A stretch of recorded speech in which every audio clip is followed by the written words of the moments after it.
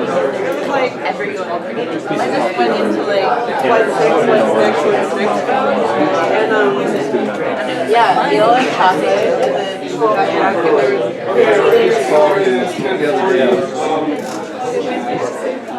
got Thank you guys for coming. We got an awesome turnout today.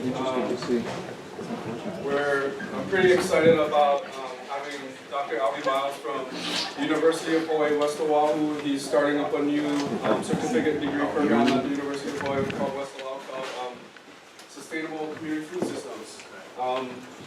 Albie comes from, most recently from Berkeley, where he's got his PhD, and I'll let you explain it more, but also from the University of California, Santa Cruz. So Albie's been around sort of this food system, agroecology stuff. He's got a PhD in agroecology. Yeah, we just wanted to welcome you. Thank you, Albie, for coming.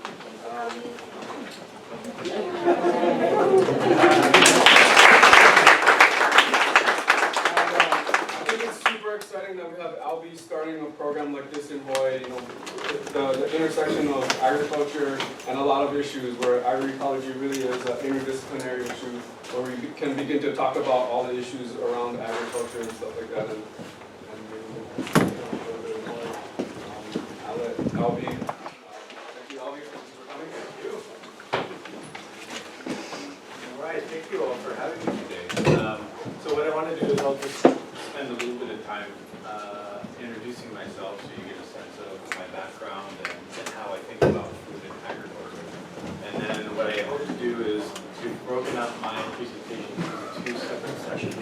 And the first is going to be more on a global overview. And I'm going to focus on what we know, what does the scientific literature now say about different types of agricultural systems. There's many different forms of agriculture. Most of you are students of agriculture, particularly interested in the production side. And I'm trained as a natural scientist. So my PhD was in ecology, and I'm a population and community ecologist, to be specific. But I focus on agricultural ecosystems. We're going to talk about agricultural ecosystems in some detail. But at one point, I was very interested in becoming a farmer. I went to a program at UC Santa Cruz, studied horticulture there, and I was very interested in production agriculture. Like you folks, many of you are interested in going into production agriculture, some for a form of employment or livelihood. My personal experience was I began to realize, in California, I began to realize that that's a very difficult proposition. It's very difficult economically to be successful. We're going to talk about that in the next session. What are some of the real obstacles that you are going to face, particularly here in Hawaii, to achieve some semblance of economic viability if you're interested in taking on agriculture as a livelihood. But first I want to talk about global environmental issues, because agriculture is one of the key global drivers of environmental change. And how we do agriculture can have an outsized influence on such things as environmental quality as it relates to water and air quality, has a significant influence on global greenhouse gas emissions, soil erosion, and the list goes on. We're going to cover some of those. So first up, what I want to do is talk in broad brushstrokes about what the scientific literature says about modern agriculture, which are some of its environmental quality and human health risks.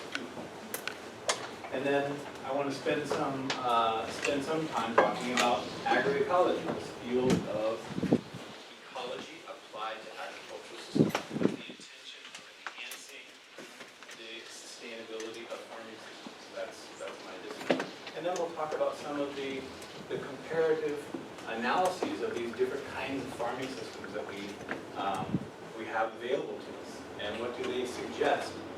What does the literature suggest in terms of how these different farming systems perform? Because I think the literature is now providing some fairly clear directions as to how we can maintain environmental quality and protection over the long term.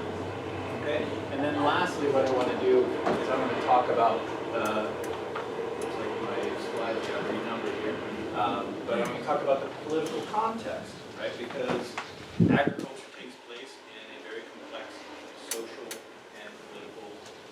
environment, and types of farming systems that we may or may not want are influenced by public policy. So we'll talk about that.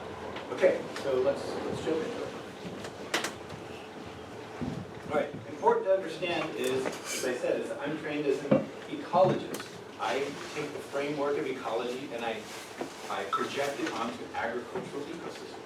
So natural ecosystems are these self-sustaining plant and animal communities that exist largely free of externally derived inputs, right? They derive energy from the sun, nutrients are cycled internally, there's not a lot of inputs and there's not a lot of outputs. Right? So these are the pre-existing plant and animal communities before human beings began to significantly interfere with them.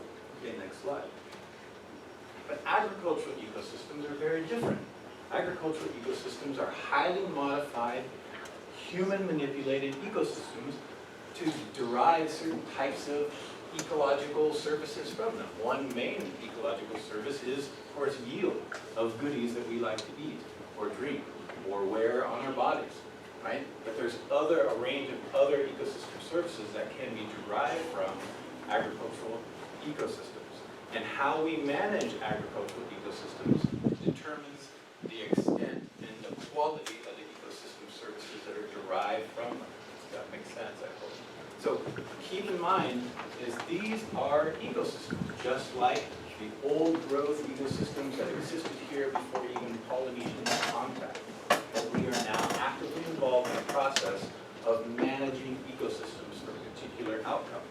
And we now know there's a very robust scientific literature that is indicating certain types of management leads to certain types of ecological outcomes. And that's what I want to cover in some detail. Okay, next slide, please. Okay, so based on what I just said, we have a natural ecosystem where you have plant growth, where plants are growing, taking nutrients out of the soil, capturing sunlight, and the nutrients and energy in a natural ecosystem are cycling internally. There's not a lot of inputs other than energy from the sun, water coming from rainfall. There's not a lot of outputs either. We're not harvesting a lot, there's not a lot of removal of biomass and nutrients from naturally occurring ecosystems. But in agricultural ecosystems, it's very different. Because we're pulling lots of nutrients and energy out of those systems, we have to replace a lot of nutrients and energy back into the system to sustain it. And we use a lot of things like fertilizers and pest control materials in order to sustain the productivity and fertility of those these highly modified ecosystems. Okay? And as a result of some of the practices like fertilization, we can incur such things as nutrient loss, right? And that poses a certain environmental quality or human health risk. So how we manage these agricultural systems can have a significant influence on overall environmental quality and human health. Okay, next slide.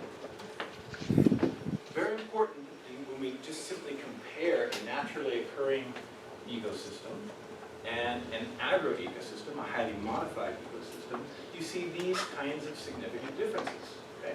So importantly, in an agricultural ecosystem, when compared to, say, an old-growth forest ecosystem, you see that agricultural ecosystems are constantly being maintained at a very early stage of ecological succession.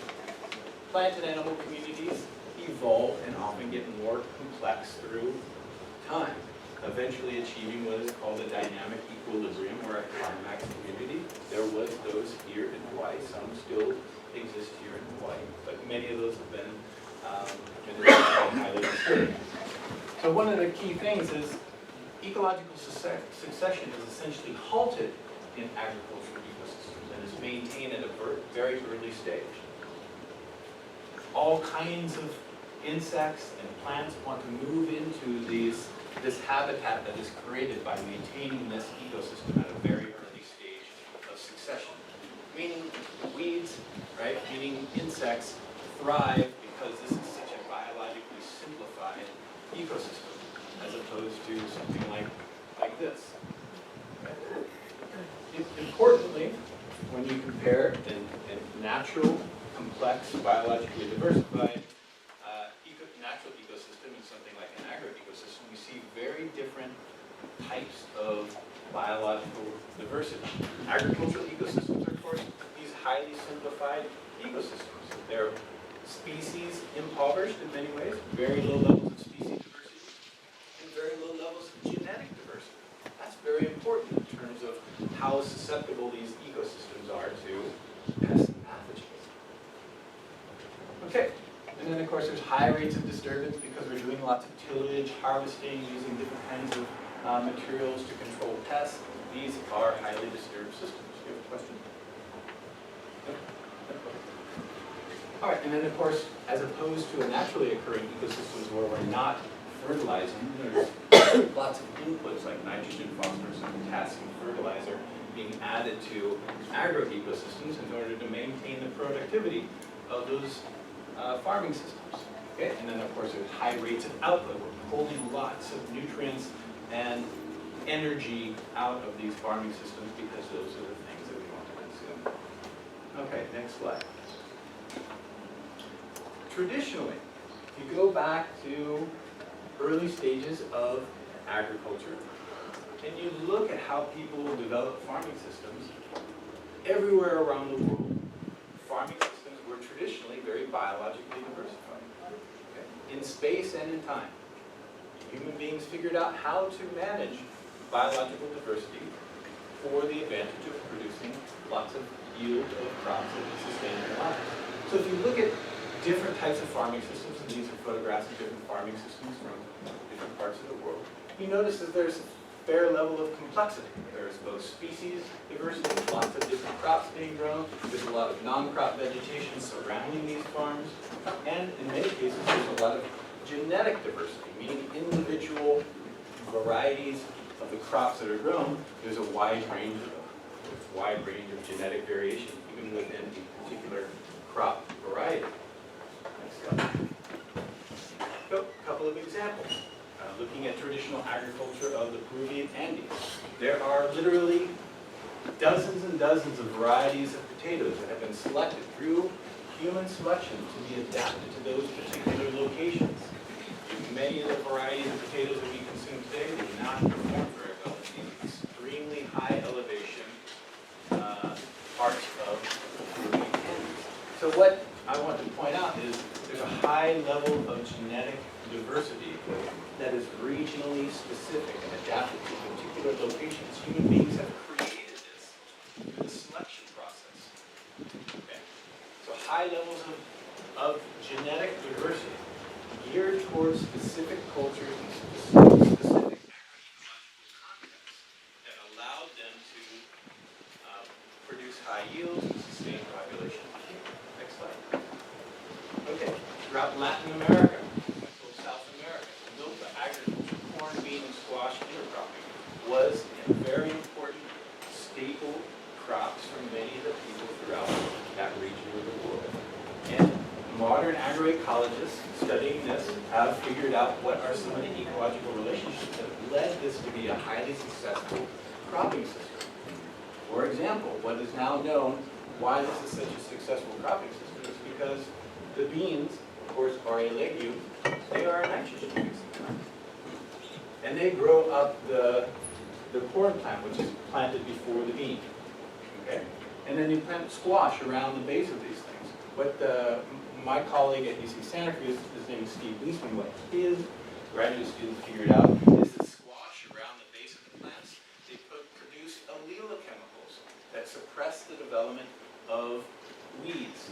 It prevents their germination, it thwarts the development of the root systems, it reduces the overall competition to the main cultivated plant. At the same time, these farming systems that were managed before the advent of these Green Revolution technologies, synthetic chemical fertilizers and various biocides, there were mycorrhizal fungal bridges between the legume, which is a nitrogen fixer, and the corn plant. So the bean plant is fixing atmospheric nitrogen, turning into a form of fertilizer, essentially, that the corn plant can use, which is highly dependent upon a lot of nitrogen for producing all of the protein that's contained in the grain of the corn. Okay. And so these mycorrhizal fungi that live in the soil would actually serve as a bridge to join the corn plant to the bean plant so that the nutrients that are being the meantime, are being shunted over to the corn. Amazing ecological discoveries through analyzing these traditional farming systems through the lens of ecology, studying the interrelationships that exist between these different elements in a farming system, just like ecologists study these things in wild ecosystems. Next slide, please. Okay, so polycultures. The term involves lots of different crops grown in association with one. And again, if we understand ecological relationships, we can design and manage agroecosystems in such a way that they sponsor their own fertilization, their own pest control, if they can reduce erosion rates, nutrient loss, etc. But it requires an ecological understanding of agriculture. We have, in time, developed an industrial model of agriculture where these are highly simplified ecosystems that don't perform on the basis of complex ecological associations. They're geared toward the production of high yields, which they're very effective at, but they are lacking in terms of delivering many other ecological services. Okay, next slide, please. So again, diversity, biological diversity, human-created diversity, otherwise known as agrobiodiversity. You can impress your friends at your next cocktail party by throwing out agrobiodiversity. And human beings have created a form of biological diversity. And that biological diversity served functional roles like producing high levels of yield. It produced cultural services. People selected certain crops or varieties for certain colors that had spiritual or cultural significance. There was a wide range of criteria that traditional agriculturalists selected for, but much of that is now being lost. With the industrialization of agriculture, agrobiodiversity has been plummeting because, as you know, there's not that many farmers, right? We've lost a huge number of farmers, and it was the farmers actively engaging in the cultivation and the selection of agrobiodiversity for particular locations that created this agrobiodiversity. If we don't have farmers, the only agrobiodiversity we have is locking this stuff up in a seed vault in Norway, right? Because the farmers aren't actually doing it any longer. So this is what is referred to as in situ conservation of plant genetic resources. We need farmers to be actively engaging in the landscape in order to maintain agrobiodiversity that's going to serve humanity in terms of producing crops that feed us and are well adapted to local environments such that they are resistant and resilient to pests and pathogens. And in many cases, we've lost much of that in modern breeding for industrial agriculture. Okay, so it includes both plants and animals, of course. Keeps next slide. Okay, importantly, as compared to modern industrial agricultural landscapes where things are grown at a very large scale, you have a network of small, diversified farms that are very biologically diverse from the genetic level, to the species level, to the variety level, and even at the landscape level. If you're looking at traditional farming systems historically, they were embedded in a matrix of native vegetation. That native vegetation can, in some circumstances, provide very important ecological services to the farming system itself. Meaning that there's lots of places in natural ecosystems where beneficial organisms can reproduce, survive, and then occupy that farming system to provide such important services as pollination or pest control. Okay, next. Okay, so if you look at traditional farming systems from all over the world, these are a range of practices that many traditional farming systems maintain. They did not have the luxury of using synthetic chemical fertilizers or pest control agents. This is before the advent of the so-called Green Revolution.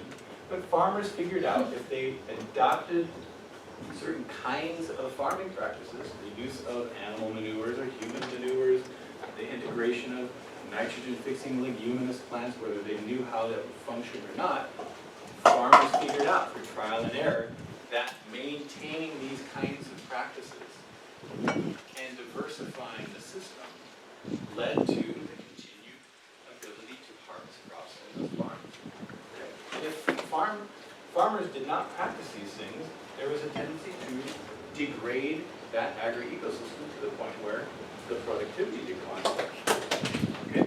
So it's important to understand that crop diversity and overall system diversity was essential to most traditional farming systems around the world. Importantly, so I mentioned some of the key farming practices. One of the key things that we know through modern empirical science is the importance of organic matter. Soil organic matter, you're going to learn a ton about this in your class. You're going to be so tired of hearing about soil organic matter, you're going to vomit. Okay? So soil organic matter, what traditional farming systems all over the world were reliant upon, is the cycling of organic matter. That's how nutrients were provided, much like a naturally occurring ecosystem. Cycling of organic matter is where we get the nutrients that provide the essential building blocks for the things that we tend to consume from agriculture. So next slide, please. So soil organic matter is important because it plays a number of key roles in sustaining the agroecosystem, right? Some of that has to do with physical properties of soil, and they're listed here. Next one. Okay. Chemical properties of soil, next. And biological properties of soil. So as you're cycling organic matter through an agroecosystem, it tends to enhance certain physical, chemical, and biological properties. And importantly, we're going to get down to here. I'm not going to cover these in detail. You guys are going to talk about this a lot in your class. Is organic matter serves as a major source of nutrients and energy. Soils that receive generous amounts of organic matter tend to have very biologically diverse and very biologically active soil ecosystems. And that soil biological diversity, again, going back to this key thing of diversity, soil biological diversity is important because they can keep in check many of the pests and pathogens that would otherwise affect your crop plants. So there's a tendency for biologically diversified soils to serve as a natural preventative of pests and pathogens. Yeah. I was just curious what CEC stands for. Oh, that is soil technical term, cation exchange capacity. Oh, okay, yeah. So you guys will talk about that. But the key thing that I wanted you to take home is that soil organic matter, which was the basis of all traditional farming systems, served to enhance the physical, chemical, and biological properties of soil. If farming systems do not receive adequate organic matter, then these types of soil quality indicators begin to decline. Okay?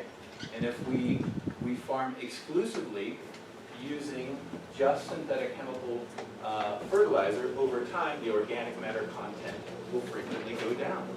And as that organic matter content goes down, then these types of soil quality indicators tend to be compromised. Okay, next. So, even here, let's speak briefly about here in Hawaii, pre-contact agriculture. Or anywhere around the world prior to the Green Revolution where people were practicing this form of biologically diversified farming systems, there was genetic diversity, meaning the diversity of varieties of a given species of plant. There were some order of, I think, 300 and something varieties of taro or kalo pre-contact. That has been reduced to, I believe they've been able to conserve about 80. There's high levels of species diversity. So of both crop and non-crop vegetation. A lot of biological diversity from the genetic level to the species level and all the way out to the landscape level, as I mentioned before. Agricultural systems that have a high level of genetic and species diversity being embedded in landscapes that have a tremendous amount of natural variation. Okay, next.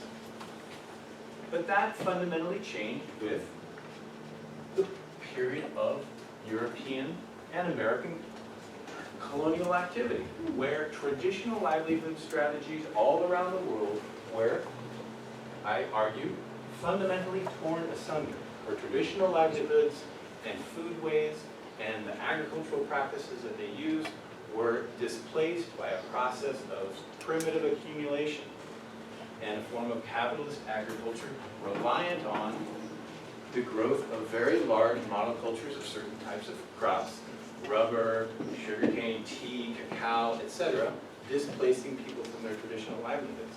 Some might remember this story from studying Hawaii. I argue that it is because of historic colonization of the Hawaiian Islands, the displacement of the native Hawaiian people from their traditional livelihoods, that has contributed to the economic, social, and health marginalization of the native Hawaiian community. But this has happened everywhere around the world. The partitioning of the world's agroecosystems for certain actors to exploit for profit. And that has led to a mass-scale simplification of foodways and agricultural systems. That has continued to this day. Next. Very importantly, coming up to kind of the present era, there was an absolute genius man, he's now deceased, his name is Norman Borlaug. He is considered to be the father of the Green Revolution. Absolutely amazing plant breeder who came up with a research strategy to boost productivity of agriculture by selecting certain varieties of the key commodities, wheat, rice, etc., and breeding them to be able to take up nutrients more efficiently. So that was one of the key obstacles to increasing yield of many traditional crops. So his strategy was, we can breed these new varieties so they take up nutrients much more efficiently. Okay? Incredibly successful, incredibly effective strategy, but it had some consequences, and it required the generous application of these new concentrated forms of fertilizer, and in many cases it created much more susceptibility of those crop plants to pests and pathogens. So it was more dependent upon the use of chemical inputs to control some of the pest populations that then affected them. Because his selective breeding strategy was to maximize yield, and other characteristics such as resistance and resilience to pests and pathogens in many cases was compromised. Okay? So as one trait was enhanced, another trait was frequently compromised. Okay, they are also highly dependent on irrigation, water, and lots of mechanization. But this is often referred to as this Green Revolution technology cluster that was developed and then deployed internationally. Okay, next slide. So this started, Norman Borlaug really started in the late 30s, early 40s, starting in Mexico, and then through international research group. This research was propagated all over the world. It was phenomenally successful, just showing a near doubling of global food yields within a fairly short period of time, right? And now it's reaching almost threefold. If you look at its current data, taking us all the way up to 2014, you're seeing nearly a tripling of food productivity. An absolutely phenomenal success. Next slide. Sorry, this is a little small, but this also shows the increase in different kinds of inputs going into those farming systems. So we increased yield threefold from 1960 to the present day, but it also required an associated increase in the amount of inputs that go into these farming systems. Next slide. I'm sorry, I had a question. Does that slide on the bottom refer to increase in land? Yep, it also requires an increase in land. More land would be being put into agricultural production. Okay, so this is showing the adoption of these high-yielding varieties, the common term people refer to as these high-yielding varieties that Norman Borlaug and his colleagues created. Phenomenally successful, phenomenally successful. And this shows different parts of the world, Latin America, right, Asia, Sub-Saharan Africa, Middle East, and North Africa. And you're seeing the different colors represent the different kinds of crops. So you see in Latin America, importantly, where wheat and maize is an important staple crop, you're seeing the adoption through time of these new high-yielding varieties. Okay? Everywhere around the world, you're seeing the adoption of these high-yielding varieties. So that is important because it is contributing directly to increasing these yields. People are adopting these things, they're a very efficient technology, and it's boosting yields incredibly. So it's very successful in doing that. Next slide. But what is happening as farmers are abandoning their traditional varieties and taking on these new high-yielding Green Revolution varieties, that much of the agrobiodiversity that had been created by human beings is beginning to drop away. Again, if farmers are not utilizing it, that plant genetic resource goes away because seeds do not have an indefinite life. So through time, as you see the global adoption of some of these high-yielding varieties, you're seeing the decline in the number of different varieties or species of cultivated plants. So this is just a chart looking at agriculture in the United States from 1903 to 80 years later. These represent there were 225 varieties of cucumbers down to 16, going 408 varieties of tomatoes down to 79. So significant funneling in terms of the loss of plant genetic resources. And again, if nobody's growing these things, the only way to preserve them is to lock them in a safe and keep them in cold freeze until someone decides to grow them again. All right, so massive loss of agrobiodiversity as we transition toward this industrial model of agriculture. Yes? Yes, a small number of things on the bottom there. Are they ones that are actually in agricultural production, or just everything that's in the seed library somewhere? This is what is known, this is what is known or saved, and this is what is understood to have existed. So there's a loss there, loss. So yeah. I'm trying to wrap my mind around the idea of yields and comparing the yields between the two different kind of methods, where the traditional farming as opposed to the more green revolution. I like how you call it so-called, because it's kind of so-called green revolution. Like, and how they compare it, because there's the yield and there's the acreage and then there's the input and there's all that goes into it. But then when you have a traditional farm, I mean, they don't have that, or the more traditional farm, they don't really have the same kind of lines to compare it. So I don't, like, is it really yields have gone up, or is it just, like, I don't understand those.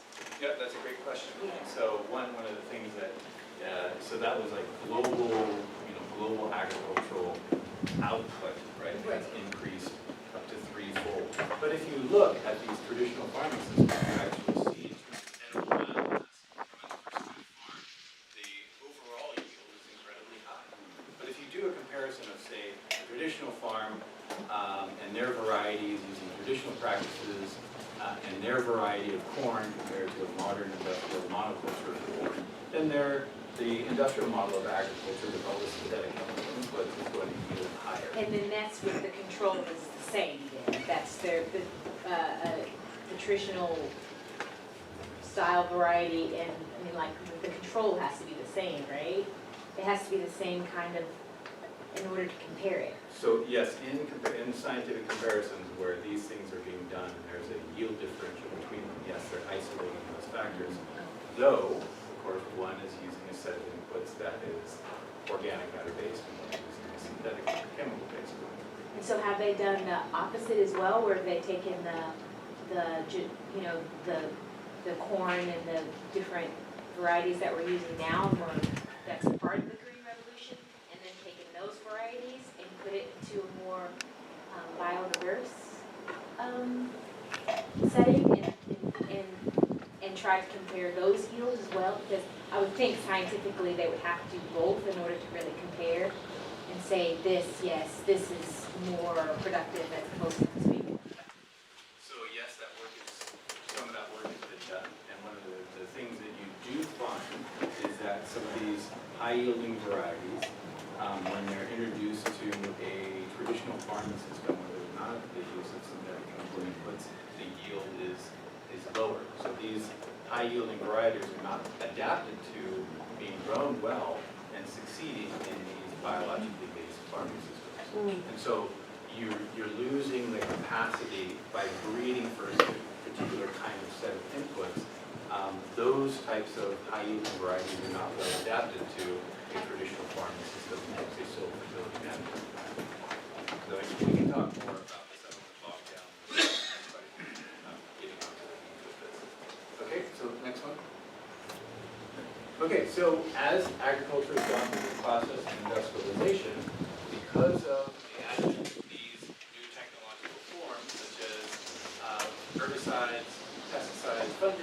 insecticides, fungicides, etc., it has enabled farmers to grow things in relatively biologically simplified monoculture. Right? There's a market advantage of simplifying your production system, right? So that all your inputs are uniform, you can buy things at a fairly large scale, capture economies of scale, and simplify all production operations, make the farming system more efficient. So the technologies intersecting with market forces have encouraged farmers to increasingly adopt a monoculture approach. This has some advantages in terms of the market, but it has some ecological disadvantages, and that's what I'm going to talk about next. Okay, so when we plant things as large-scale monocultures, there's a whole cascade of ecological consequences, right? If you are concentrating a single plant species or a single plant species and variety, and that is genetically uniform over large tracts of land, essentially what you're doing, you're concentrating plant host resources in one particular area. You're creating the conditions or the habitat for pest organisms, whether they're pests or pathogens or fungi, terrestrial or below ground. You're concentrating plant host resources over a large area of land. Okay? Importantly, is at the same time as you're growing things in a large-scale monoculture, there's really no diversity of habitat for beneficial organisms to survive and reproduce in. Okay? It's important because if you're destroying habitat for beneficial organisms, that's going to reduce your capacity to support populations of biological control agents. Okay? What will happen through time is the increase in the population density of specialist herbivores. They're going to survive and reproduce very well in these monoculture farming systems, and will tend to increase your crop losses or crop damage. Okay? Very important. This happens over and over again as you grow things in very large-scale monocultures. They're efficient in terms of return on investment. They tend to yield very high, and they are highly dependent upon a range of synthetic chemical inputs to prevent the buildup of pests and pathogens. Next slide. So at the same time, we mentioned modern industrial agriculture is highly dependent upon synthetic chemical fertilizer. So chemical fertilizer was invented about 100 years ago, and it's incredibly concentrated set of nutrients, and it's very good at boosting yields. Okay? But what is missing from synthetic chemical fertilizer is organic matter. So it provides all the essential plant nutrients, particularly nitrogen or nitrate, but it is missing some other key elements that sustains the soil and soil quality. Next slide. One of the key research outcomes is now being shown is since the advent of synthetic chemical fertilizer and the global deployment of synthetic chemical fertilizer is you're seeing a byproduct of the decomposition of that synthetic chemical fertilizer in the soil. It's producing significant amounts of nitrous oxide. If you go back from the Green Revolution, the start of the Green Revolution in the 40s, and you go to the present day, you're seeing an increased concentration of nitrous oxide that is directly coming from the decomposition of synthetic chemical fertilizer in the soil. Okay, so there's an isotope that's created in the creation of synthetic chemical fertilizer, and that can be traced to the concentration in the atmosphere. So it's important because nitrous oxide, like carbon dioxide and methane, are very important greenhouse gases. So important to point out is though it's a fairly small component of overall greenhouse gases, it's a very potent and long-lived greenhouse gas. We don't want to be increasing the concentration of nitrous oxide in the atmosphere. Does this nitrous oxide mainly come from over-fertilization, that not everything is used up by the plants? It's principally coming from over-fertilization, but also just the decomposition of that material in the soil is producing nitrous oxide. But we do tend to over-fertilize soils, so not necessarily producing excess nitrous oxide. And there's an incentive to farmers to over-fertilize because many farmers, of course, are selling their products based on yield. So there's a tendency to over-apply nutrients to farming systems. Next slide. Okay, one of the other things that we're now learning is that if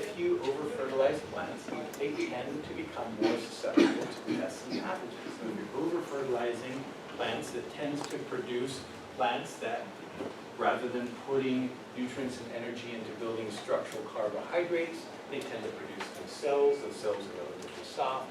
If you are a plant juice-sucking insect that makes your living off of sucking juices out of plants, there's a tendency to be attracted to these highly fertilized plants. So there's been a number of studies that have shown that over-fertilized plants tend to have very soft cell walls, and they're more susceptible to both pests and pathogens. At the same time, producing nitrous oxide, at the same time contributing to nutrient losses, unnecessary nutrient losses. Next slide. Okay, another practice is very common. I'm from California originally. If you drive through different parts of California during the wintertime, what farmers tend to do is they harvest their crop, they till the soil, they spray a pre-emergent herbicide, and the fields look like this during the wintertime. Then of course the winter rains come, and lots of erosion can take place. And these soils, of course, have been fertilized, right? And there's herbicides or fungicides in these soils. These soils are susceptible to wind and water erosion. Next slide. Okay, so constantly tilling the soil where you're not replenishing organic matter tends to incur this kind of downward spiral in terms of the degradation of soil quality. As you lose organic matter content, you're losing important physical, chemical, and biological characteristics of the soil, and ultimately resulting in this downward spiral, leading to soil erosion and frequently soil loss, right? And if we're losing large amounts of topsoil, that is essential to growing our crops. If we degrade too much of our topsoil, it becomes increasingly difficult to grow crops successfully.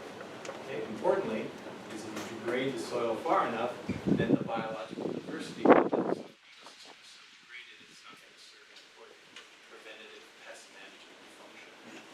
Okay, next slide. One of the things we see here in Hawaii, we see all over the world, we see eutrophication. Because we tend to over-fertilize our agricultural land, these highly concentrated, highly mobile synthetic chemical nutrients, particularly nitrate, ammonium, if you have erosion, those nutrients, particularly the nitrate, is water soluble. Think about nitrate being like sugar in your hot tea. It will dissolve into it. And if that's carried away through surface erosion or leaching into underground aquifers, then that nitrate is going to concentrate. And here is an image showing agricultural effluent, water coming off of agricultural lands, entering into a marine ecosystem, stimulating an algae. Right? So fertilizers provide nutrients to plants. Algae is a plant, it just lives in the water, right? So we are fertilizing populations of algae that live in our aquatic ecosystems, whether they're freshwater or marine ecosystems. Very important because as these guys die and decompose, they increase what's called the biological oxygen demand. There are decomposing bacteria in the marine ecosystems or in the freshwater ecosystems, and they require a certain amount of oxygen in order to break that material down. They will draw so much oxygen out of the water column that it will create what's called a hypoxic zone, a dead zone. Right? The oxygen levels will be temporarily reduced to such a level that other species cannot survive, and it's contributing to the loss of marine biodiversity. Next slide. Unfortunately, this is not just a local phenomenon, this is a phenomenon that's happening globally. Everywhere where you see one of those dots is a major hypoxic zone where agricultural effluent entering a marine ecosystem is causing a major dead zone. The one that most of you have heard about is right here in the Gulf of Mexico, and that's the agricultural nutrients flowing down the Mississippi River from the Corn Belt, entering into the Gulf of Mexico, creating these massive algae blooms, creating these situations where biological oxygen demand is so high, other species cannot survive. Yeah. I'm curious about like the impact of storm sewage that is anywhere near like the scale of like the fertilizer that goes through us and then winds up in the waterways as well. And so how much is that fertilizer as opposed to human effluent? That I don't know. This was really a study on agriculture. So most agriculture or human waste is also dumped into the ocean. Much of the solid waste is often incinerated or brought to landfills, where some of the other liquid effluent is eventually discharged. So it will be contributing to this, but this is primarily the agricultural contribution. Okay, next slide. Okay, so we've concentrated all these plant host resources into a small area. We're filling them with generous quantities of synthetic chemical fertilizer that compromises their resistance to pests and pathogens. And of course, farmers who invest a generous amount of their capital resources have frequently no other choice but to control these pest populations using an arsenal of different synthetic chemical compounds. Okay, next slide. One of the key things that you should understand, and this is what ecologists do, is we should understand that this model of agriculture is in many ways doomed to failure. It's doomed to failure because of our understanding of evolution by natural selection.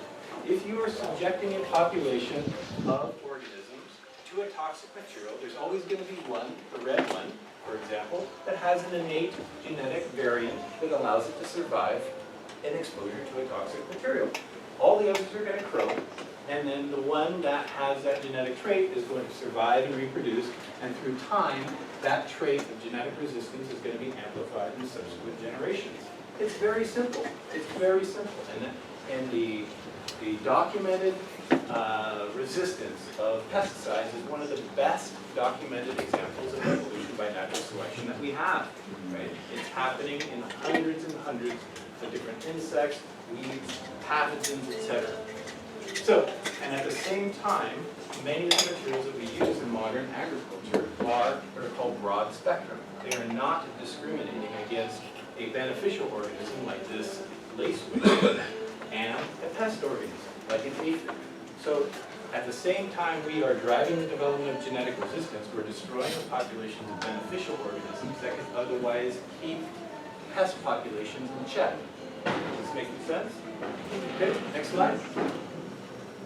One of the key things that's now happening, and this is a photograph of almond orchards in California, is we grow almonds like everything else in large-scale monocultures. One of the new generations of materials that are being used in agriculture to control pests is called neonicotinoids.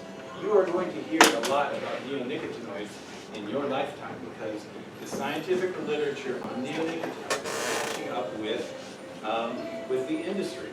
So the European Union has banned neonicotinoids until a new study comes out to determine whether or not they're going to reinstate the use of neonicotinoids or ban it in perpetuity.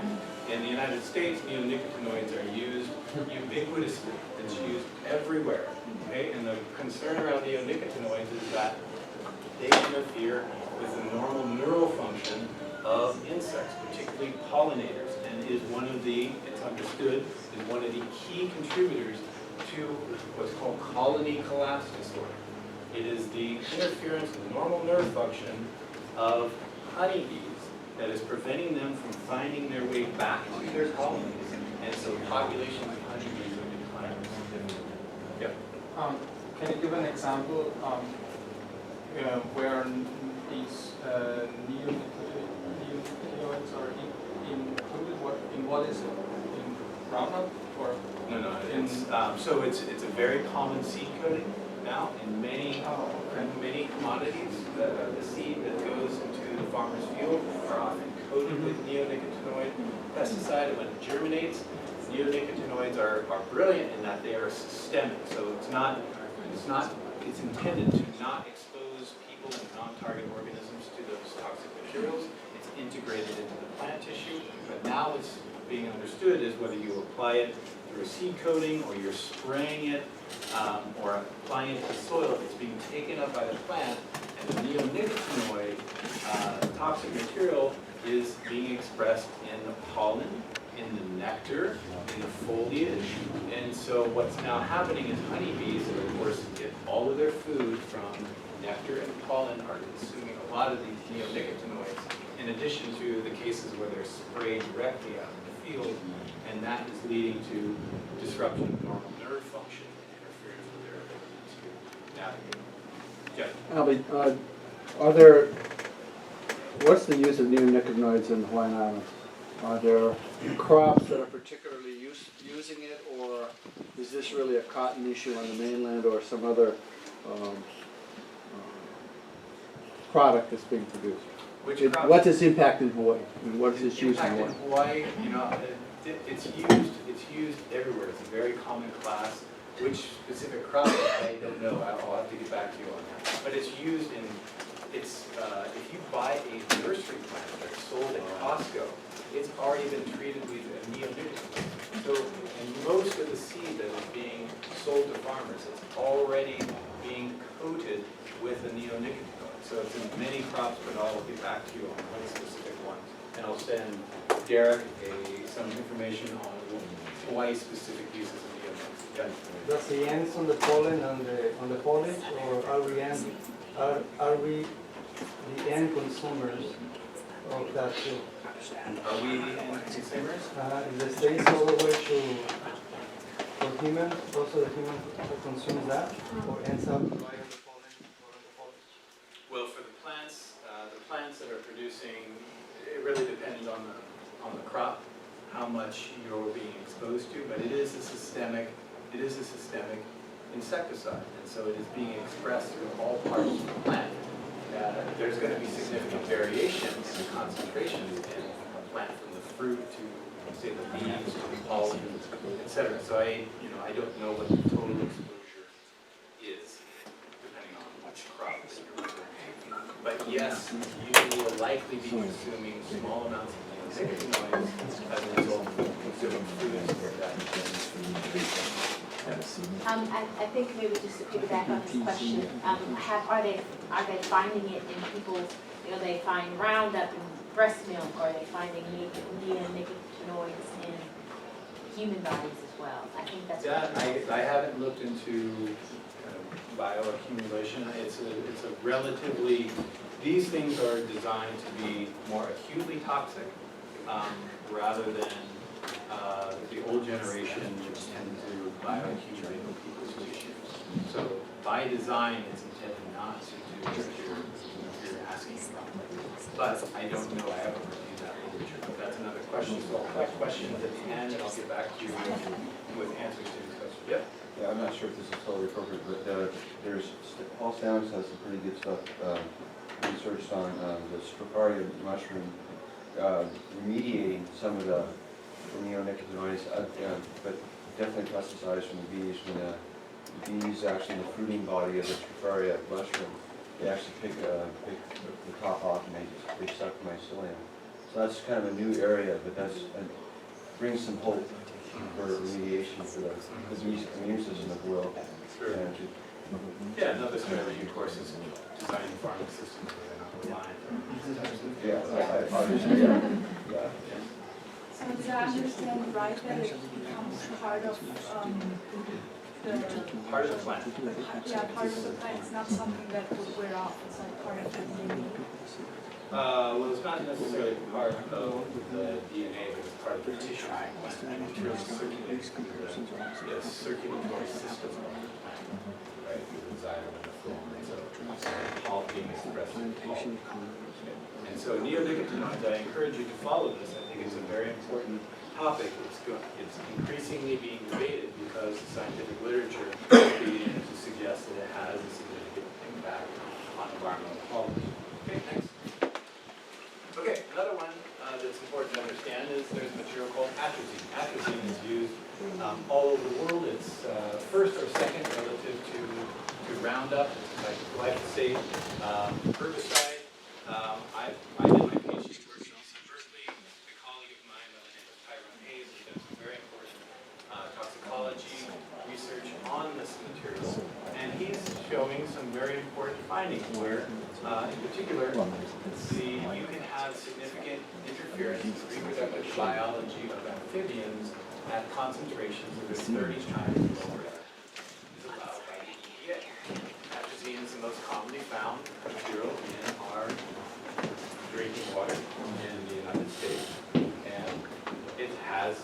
impacts not just on amphibians, but birds and other classes of organisms, including mammals and reptiles. Okay? So it's currently allowed, all these materials are still allowed by the Environmental Protection Agency, but I point out that these things do pose a risk to environmental quality and health. Tyrone Hayes and his colleagues would argue that the widespread use of atrazine is one of the key reasons that you're seeing a global decline in amphibian population, one of the contributors to overall habitat degradation, chemical habitat degradation. So is it creating these kinds of reproductive biology impacts on human beings? It's not understood. At this point, it's not, there's not enough literature to suggest that it is having an impact, but it is a potential risk. Next. Okay, so what is being shown in terms of epidemiological literature when people live in close proximity to where some of these classes of materials are being used? So in the case of organophosphates, these are used all over Hawaii. So this includes Roundup and atrazine, which is used here in Hawaii and other parts of the world. Importantly, what's now being found through epidemiological studies is that if you live in about a 1 mile to 1.5 mile radius of where these materials are being used on a regular basis, if you are a pregnant woman and you live in close proximity to where agriculture is being done and organophosphates are being used on a regular basis, the incidence of your child having some type of cognitive development disorder goes up significantly. So in the case of farm workers, it increases the likelihood of your child experiencing attention deficit hyperactivity disorder by 5 times. Okay. If you're living with 1 mile where organophosphates are being used, it increases the likelihood of your child having some kind of cognitive development disorder by 60 to 80%. And certain classes of organophosphate materials can increase the likelihood of cognitive impairment by 200 to 300%. Okay? Again, these are just epidemiological studies. They're surveying the population and deducing trends in certain geographic regions. We can't test on human beings, so it's not definitive. But there is some compelling literature that is suggesting that there is an enhanced risk. This is what the scientific literature is now showing. Next slide. Okay, so some of these technological forms are also having some unintended consequences in terms of social and economic changes in the overall agri-food system. So as these new technological forms have been adopted and deployed, it's really enabled farmers to increase their overall scale of production. So given market forces, where one farmer is more competitive, being able to outcompete another, and the one that's less competitive going out of business, these technological forms have enabled farmers to increase their overall scale of production. Okay. So what we're seeing in the United States, on the mainland, is you're seeing is from a historic high of nearly 6-7 million farmers, that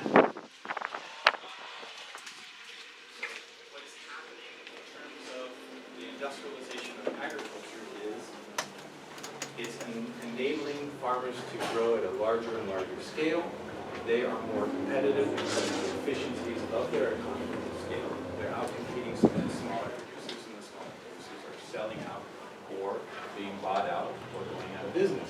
And so what you're seeing is from a peak back in the 40s, you're seeing a significant decline in the overall numbers of people who are actively engaged in farming. At the same time, you're seeing an increased scale in the overall size of the average farm. Okay, so that, I would argue, is a social impact of the industrialization of agriculture. Next slide. Okay, importantly, I wanted to cut to the chase with some very current data and how agriculture contributes to one of the most pressing environmental issues that we face, and that's global climate change. I'm going to point out 2 numbers. This is data from here in Hawaii.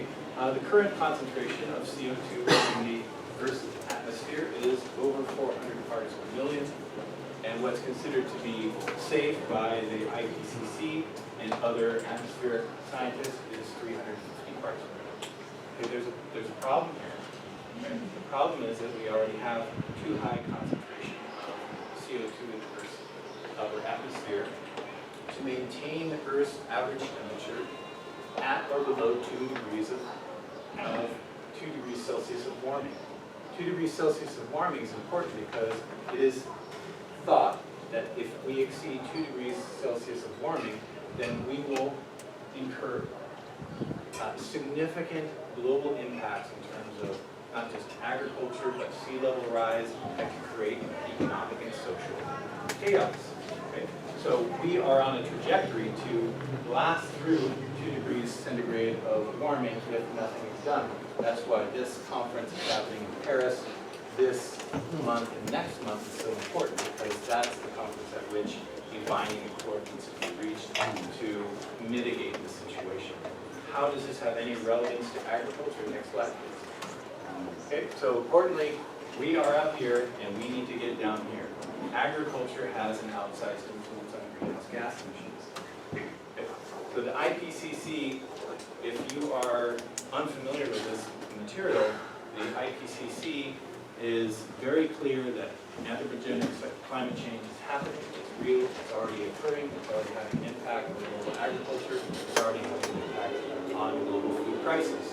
So how we conduct agriculture, because it does have an outsized influence on greenhouse gas emissions, is going to be an important climate change adaptation and mitigation strategy. Okay? So importantly, global food supply is already being impacted. Think about California this last summer. Much of that drought was amplified by climate change. Much of the severe weather that we're now experiencing on a regular basis is being amplified by climate change. Next slide. So here's a breakdown of different greenhouse gases by sector. And so you see here that agriculture has only 14%. That's the production side. That's the farming side. But when you start to add up the amount of energy and industrial inputs and transportation that goes into agriculture and the overall food supply, the agri-food system contributes somewhere 25 as high as 35% of global greenhouse gas emissions. So again, how we do agriculture has an outside influence on global climate change and our ability to adapt and mitigate. Next slide, please. Okay, very important. This is the kind of language that the former IPCC chair is using to describe what may happen if we do not adequately address climate change. Okay, this is why I encourage you guys to focus on the climate change conference that's happening next month. Okay, the very social stability of human systems is at stake.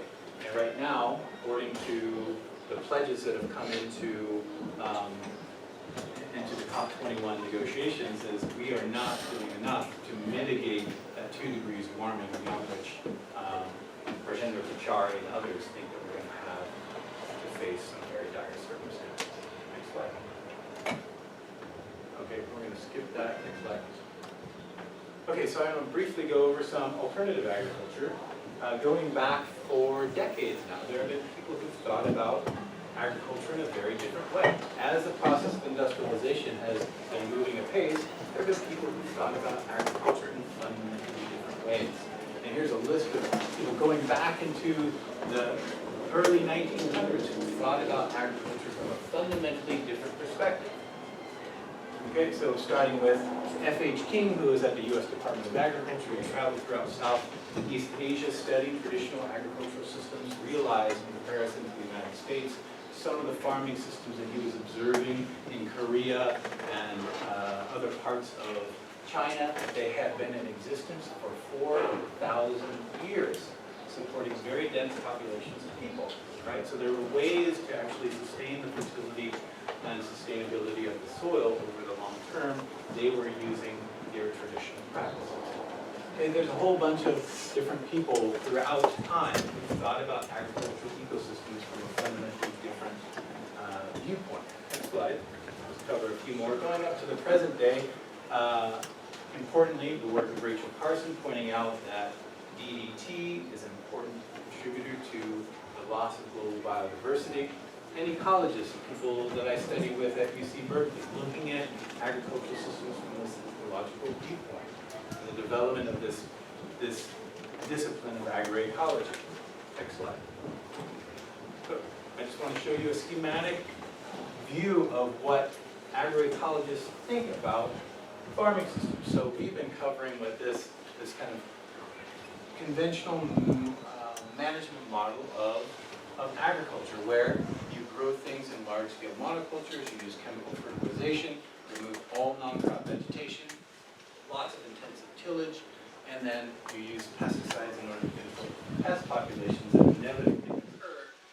An ecologically based model is you diversify the farm in space and time. You have it be biologically diversified. You use such things as cover crops and crop rotations, polycultures, non-crop vegetation, and sound soil fertility management. And that can be a strategy that can be an effective strategy in preventing the buildup of pests and pathogens and enhancing the conditions in which natural enemies and pest populations. Next slide.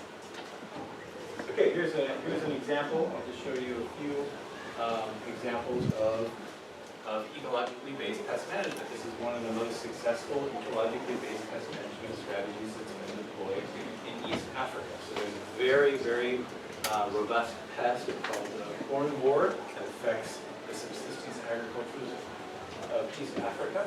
It's a little worm or larva that affects the corn plant. And what they figured out is if you grow the corn and you intercrop it with a nitrogen-fixing leguminous plant that produces a chemical compound that the pest finds to be noxious, it'll push the corn borers out of the system before they lay their eggs. And they figured out that there's a plant, they call it napier grass. And they plant it on the outside of the fields, and it's a chemical attractant to these corn borers, and it reduces the overall negative impact of crop loss on the corn plant. Okay? Using simple ecological knowledge of how to repel plants out of the system, pull them out of the system, and attract them to non-crop vegetation, you can significantly reduce the pest populations, right, and increase overall yield. Very successful strategy in East Africa. Next. This is some of my PhD research, diversifying grape monocultures in the Central Valley of California. We were able to boost populations of beneficial organisms and modify the pest densities of the key pests that affect these vineyard systems. So again, we're adding biological diversity to enhance certain types of ecosystem services. Next slide. Okay, and I just want to, in the last amount of time, I want to go through a couple of slides showing you what the literature now says about how these different types of farming systems perform. Generally referred to as a ecologically based or biologically based farming system, some would say organic farming system, and conventional industrial monocultures. So this is a piece that I published with my colleague Claire Krebs from Berkeley, and what we intended to do was summarize what the scientific literature has said about how these different farming systems perform. Next slide. So we looked at these different types of ecosystem services. So as agriculture continues to be a necessity, meaning as the human population grows, more and more land is going to be allocated to agricultural land use. So we will become more and more dependent upon agriculture to derive important ecological functions that we need in order to survive. So it includes all of these things, and conservation of biodiversity, soil quality enhancement, and the list goes on. So we looked at the scientific literature that created controlled studies of conventional versus these biologically diversified or organic farming systems. So we wanted to know, how do these systems measure up? What did they say? We didn't rely simply on individual studies, we relied on what are called meta-analyses.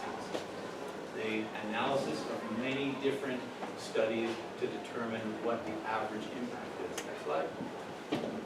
Okay, when we say biologically diversified, what we're talking about is farming systems that are based on polycultures, many different crops being grown, or the integration of animals into a system like this is fish and rice. The use of cover crops and rotation, the use of overstory vegetation, for example, in coffee agroecosystems, right? The integration of non-crop vegetation like hedgerows and farms complex crop rotation, the use of non-crop vegetation to attract beneficial insects, or overall diversity of the landscape scale. Next slide. Okay, so what we are looking at is how do these different farming systems perform? So we looked at a range of studies, we looked at hundreds of different studies to determine, is there a significant difference when these different types of ecosystem services are measured one against the other, comparing quote-unquote organic to a conventional farm. Okay, and I'm going to go through some quick slides. So what we did is we color-coded these things, we looked at the data, and where they showed a positive impact, we will code these things for blue. Where there's a negative impact of diversification, they're coded for red. Okay, so let's go through them. Looking at soil quality, biophysical aspects, diversified farming systems had a very strong positive impact, meaning that there was a 25% greater difference in terms of the performance of the biologically diversified farming systems. In terms of nutrient leaching, it was somewhere around 25% or lower. This is actually 50% or higher. This is up to 25%. Phosphorus leaching was unclear. Sorry, so when it says weak effect, that means it had It a... had a positive effect, but it was only up to 25%. Yeah, and this had a strong effect. It was 50% or higher performance when compared to the conventional farming system. Okay, this is when it's equivocal. That means the literature did not produce anything of substance in terms of a clear indicator of performance. Nitrogen and phosphorus leaching, when you have riparian corridors, where you have farming systems right up to rivers, if you add natural vegetation right along the riverways, it prevents the entry of nutrients, namely nitrogen and phosphorus, into that system. Water use efficiency, because the amount of organic matter that is concentrated in organic farming systems is tend to be water use efficient. Next. Okay, biodiversity, very strong positive effect. Natural pest control, strong positive effect. Control of plant pathogens, aerial pathogens, very strong. Soil-based pathogens, a moderate positive impact. Okay, control of our pests at the local scale, a weak effect, but again, overall, you see positive performance over that of a conventional farming system. Next slide. Importantly, as it comes to the issue of climate change and how resistant do they contribute a lot of greenhouse gases, and are they more resistant, resilient to extreme weather? You see greater carbon sequestration because of organic matter, better use of energy. Overall, the total set of greenhouse gas emissions from a conventional versus an organic farm, that literature is not yet mature. Drought tolerance, because of the water use efficiency, is better, and resistance to extreme weather events like hurricanes. These studies have been done to show less impact on soil erosion and losses to the farmer under extreme weather events when they have adopted these more diversified and organic based opportunity management plans. Next slide.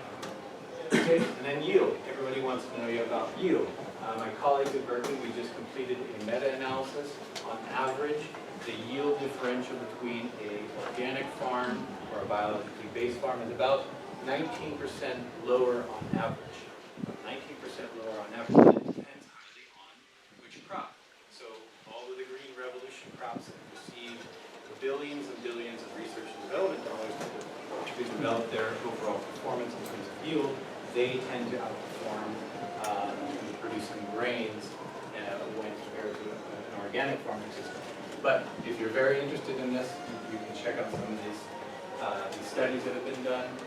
Overall, though, there are many crops that have been developed in organic farming systems, and the yields are equivalent. So it's important to understand the context in which conventional farming systems have been able to outperform in terms of yield. Next slide. Okay, so overall, the conclusions of our quantitative synthesis is that these organic-based farming systems, or these biologically diversified farming systems, outperform conventional farming systems across all of these globally important environmental performance measures. Next slide. And then again, you need to understand how these systems have achieved their level of performance in a political and economic context.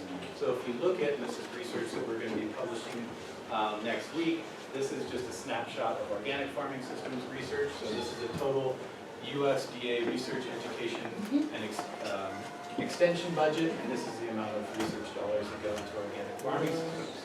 Next slide. This is work that I'm doing with the Union of Concerned Scientists. It shows the overall USDA budget over here of $157 billion. If you look at the research portfolio, which is $2.8 billion, and you look at the total amount that goes to sustainable agriculture projects, we're talking about $203 million. And if you really look at farming systems research, it's geared toward agroecology or ecologically based agriculture. We're talking about somewhere around $56 million at a total budget of $157 billion. So my argument is, in the context of global climate change and rapid environmental degradation, given the literature that shows that ecologically based farming systems outperform conventional farming systems across nearly every environmental performance metric, then we need to be increasing our research and development of ecologically based agriculture. Okay, next slide. So my conclusion is we need to have our federal and state agencies supporting scientists to do this important research so that you folks as farmers, or if you're going to research, you can develop some of the specific ecologically based strategies that pose less of an environmental quality or human health risk, so that we can address real world problems like climate change and environmental degradation. Next slide. Okay, and what I want to talk about this afternoon after lunch is this idea of a sustainable community-based food system. Okay, so I wanted this first session to be really geared toward understanding the nature of different types of production practices and what advantages and disadvantages that they convey. And then in the next session, we're going to talk about some of the socioeconomic aspects of actually producing here in Hawaii. Okay, so I know I've been talking at you for quite some time. I will stop. If you have questions, I'm happy to chat over lunch. Okay. Good.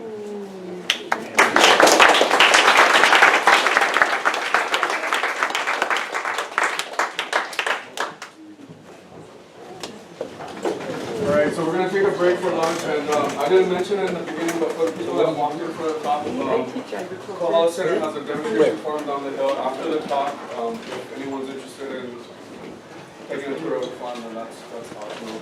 You can carpool as much as possible, and we have a van that can also shuttle you down, and there's kind of limited parking on there.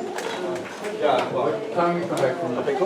I was planning on 1 hour. We could do less than that. I live right on on Honokaʻa. This conversation. 45, you guys want to try 45 minutes?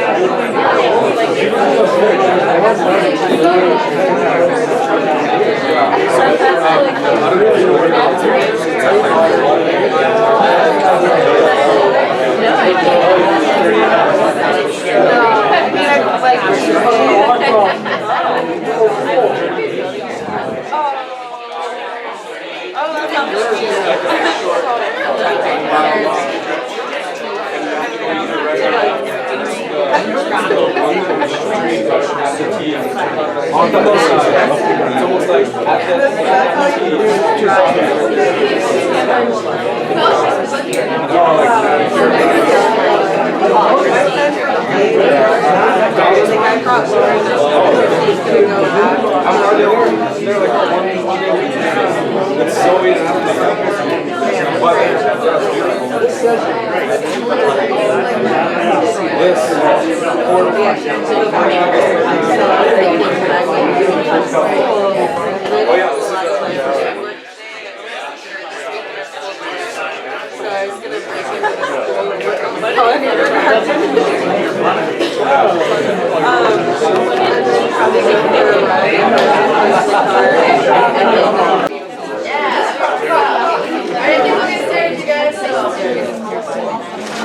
Down, but not too much, you'll fall asleep, and I was just ate.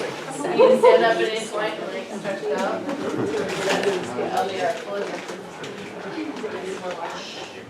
Maybe we can get the back. The trouble is you got, this is one switch and that's one switch. What you want, more light or? Everybody see okay? Yeah. All right. We're good to go.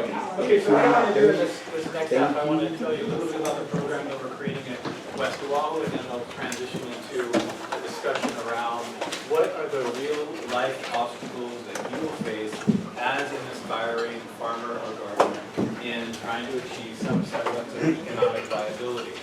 Okay? Because this is important. I am standing in front of you as an academic, a frustrated farmer. I wanted to be a farmer, and then I got to the point in studying horticulture, doing a business plan, and my response was, oh shit, I'm going to exploit myself to the point of probably killing myself. Okay, so there was a very real reason I did not go into small-scale, diversified agriculture, because it is very hard work, and it is often not economically viable. So it depends on your family situation, and whether or not you control land for yourself, and what kind of use option, and what kind of equipment. There's so many economic factors that are going to influence whether or not what you want to do going to be economically viable. Some of you are just interested in this as a lifestyle, but the program that I'm doing at West Oahu is really focused on food and agricultural system of Hawaii. And there are some real challenges that the Hawaii agri-food system faces, and the production side is one of them. So what I want to do is tell you a little bit about what I'm doing as a segue into a more detailed conversation around what are the real structural obstacles that not just you, but every farmer faces in terms of achieving some semblance of economic viability. Okay, so I'm going to cruise through some stuff about the program, and then I want to open it up because we have some amazing scholars here who are thinking about this in terms of the Hawaii agri-food system and what are some of the key bottlenecks, far longer than I have, and they have done some important research and analysis of the food system. And I would like to then turn it into a conversation. So I'm going to talk for a little bit, and then I want to present what I think are some of the key structural bottlenecks, and then have much more of an open discussion around how are we collectively going to work in order to change those circumstances that may pose insurmountable obstacles for some of us. How are we going to change those circumstances to make sure that we are moving into something that is going to be economically viable, if that's what we want to do. Farming as a whole. And it's fine if you're just interested in this as a hobby, but you have to understand, if you are serious about this as a livelihood, there are real structural obstacles that you face. Okay, so let me, you're going to relay for it. Okay, so we already talked about some of this stuff. I'm going to cruise through it. Agriculture, as I went through in somewhat fine detail, poses a very significant environmental quality risk to all of the human population. Agriculture is a key driver of global climate change. Here in Hawaii, I'm from Oahu. If you look at the Native Hawaiian and Pacific Islander population in West Oahu, we have extremely high rates of chronic illness in the Native Hawaiian and Pacific Islander population.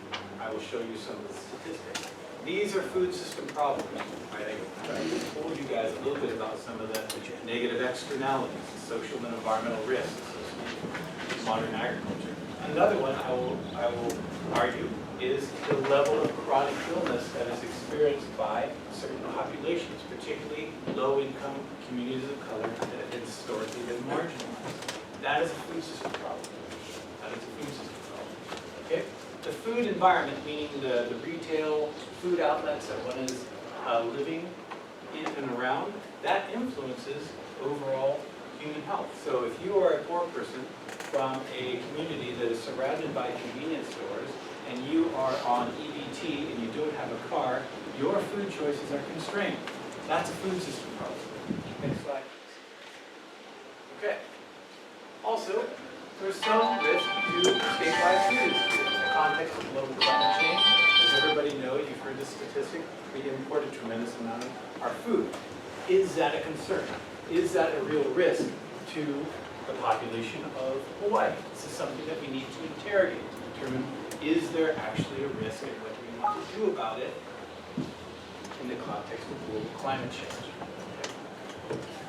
All right, so we already know that food prices are already fluctuating as a result of global climate change. We who live here in Hawaii have experienced high food prices before.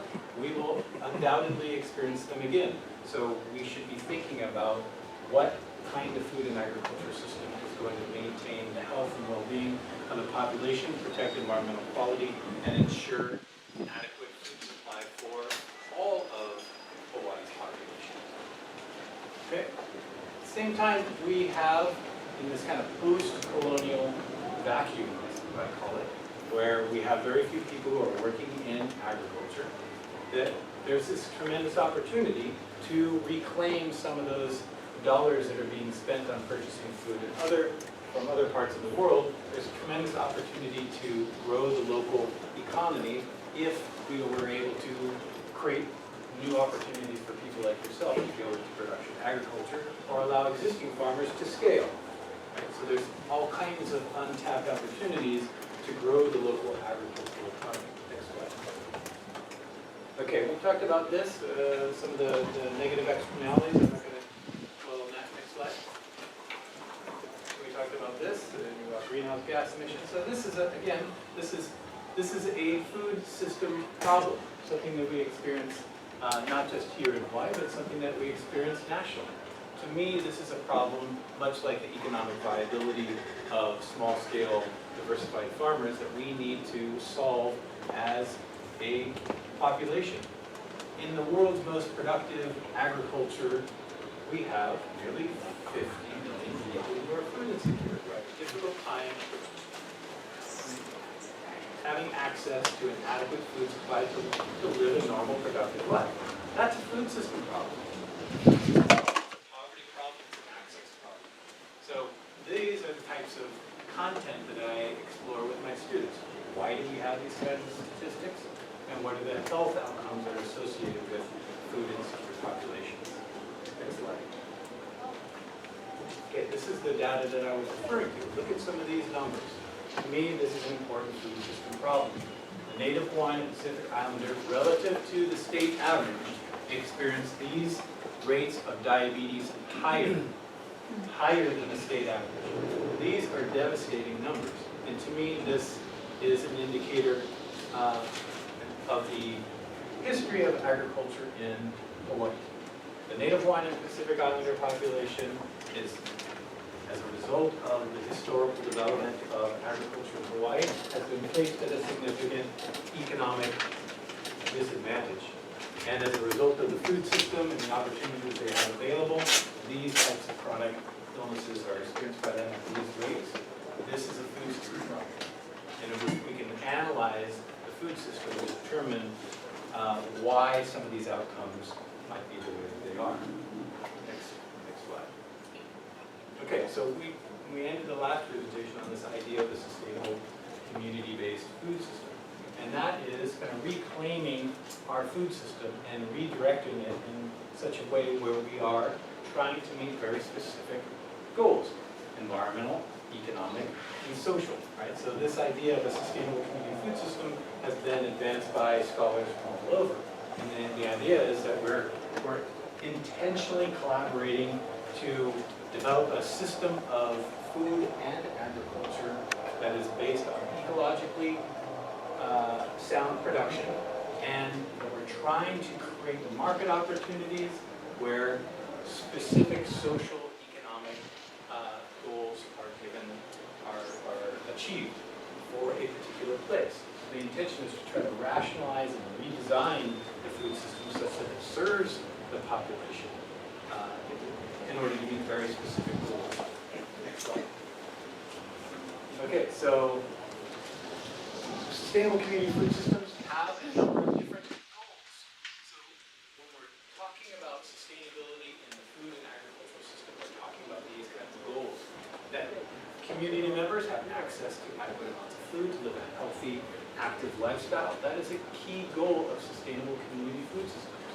Right now we have a food system in which 50 million Americans do not have access to adequate amounts of food. That's a fundamental problem with the food system. Okay? We want to have a stable base of farmers who are able to engage in ecologically sound production, right? And that they are economically viable. We're very interested in having more direct linkages between people like yourself, where you could go into production agriculture, but there's a closer link between you and the end consumer. So we're very interested in this goal of businesses that create local jobs. And if we look at some of the studies that have been done on the economics of the food system of Hawaii, there's decent data showing that if we just raise our food production by, say, 10%, then we create thousands of jobs. We'd be recirculating millions of dollars in the local economy and creating new opportunities for young people to have dignified, land-based livelihoods. Important goal of sustainable community food systems is there are people who are often unseen in the food and agricultural sector that are highly exploited. And so many people who work in food and agriculture, particularly the laborers, they do not make a living wage. Their hours are long, the work is extremely difficult, physically challenging, sometimes dangerous. Oftentimes these people are neglected when we are talking about the food and agricultural system. So that is an important goal. We're going to be talking about sustainability in food and agriculture. It's not just the biophysical science, it's not just around soil quality, but how well are people being treated? Do they make a living wage in the food and agricultural system? These are very lofty goals. Things are going to have to fundamentally change in order for these goals to be achieved, as you can well see. That means that not everybody is going to be a farmer, right?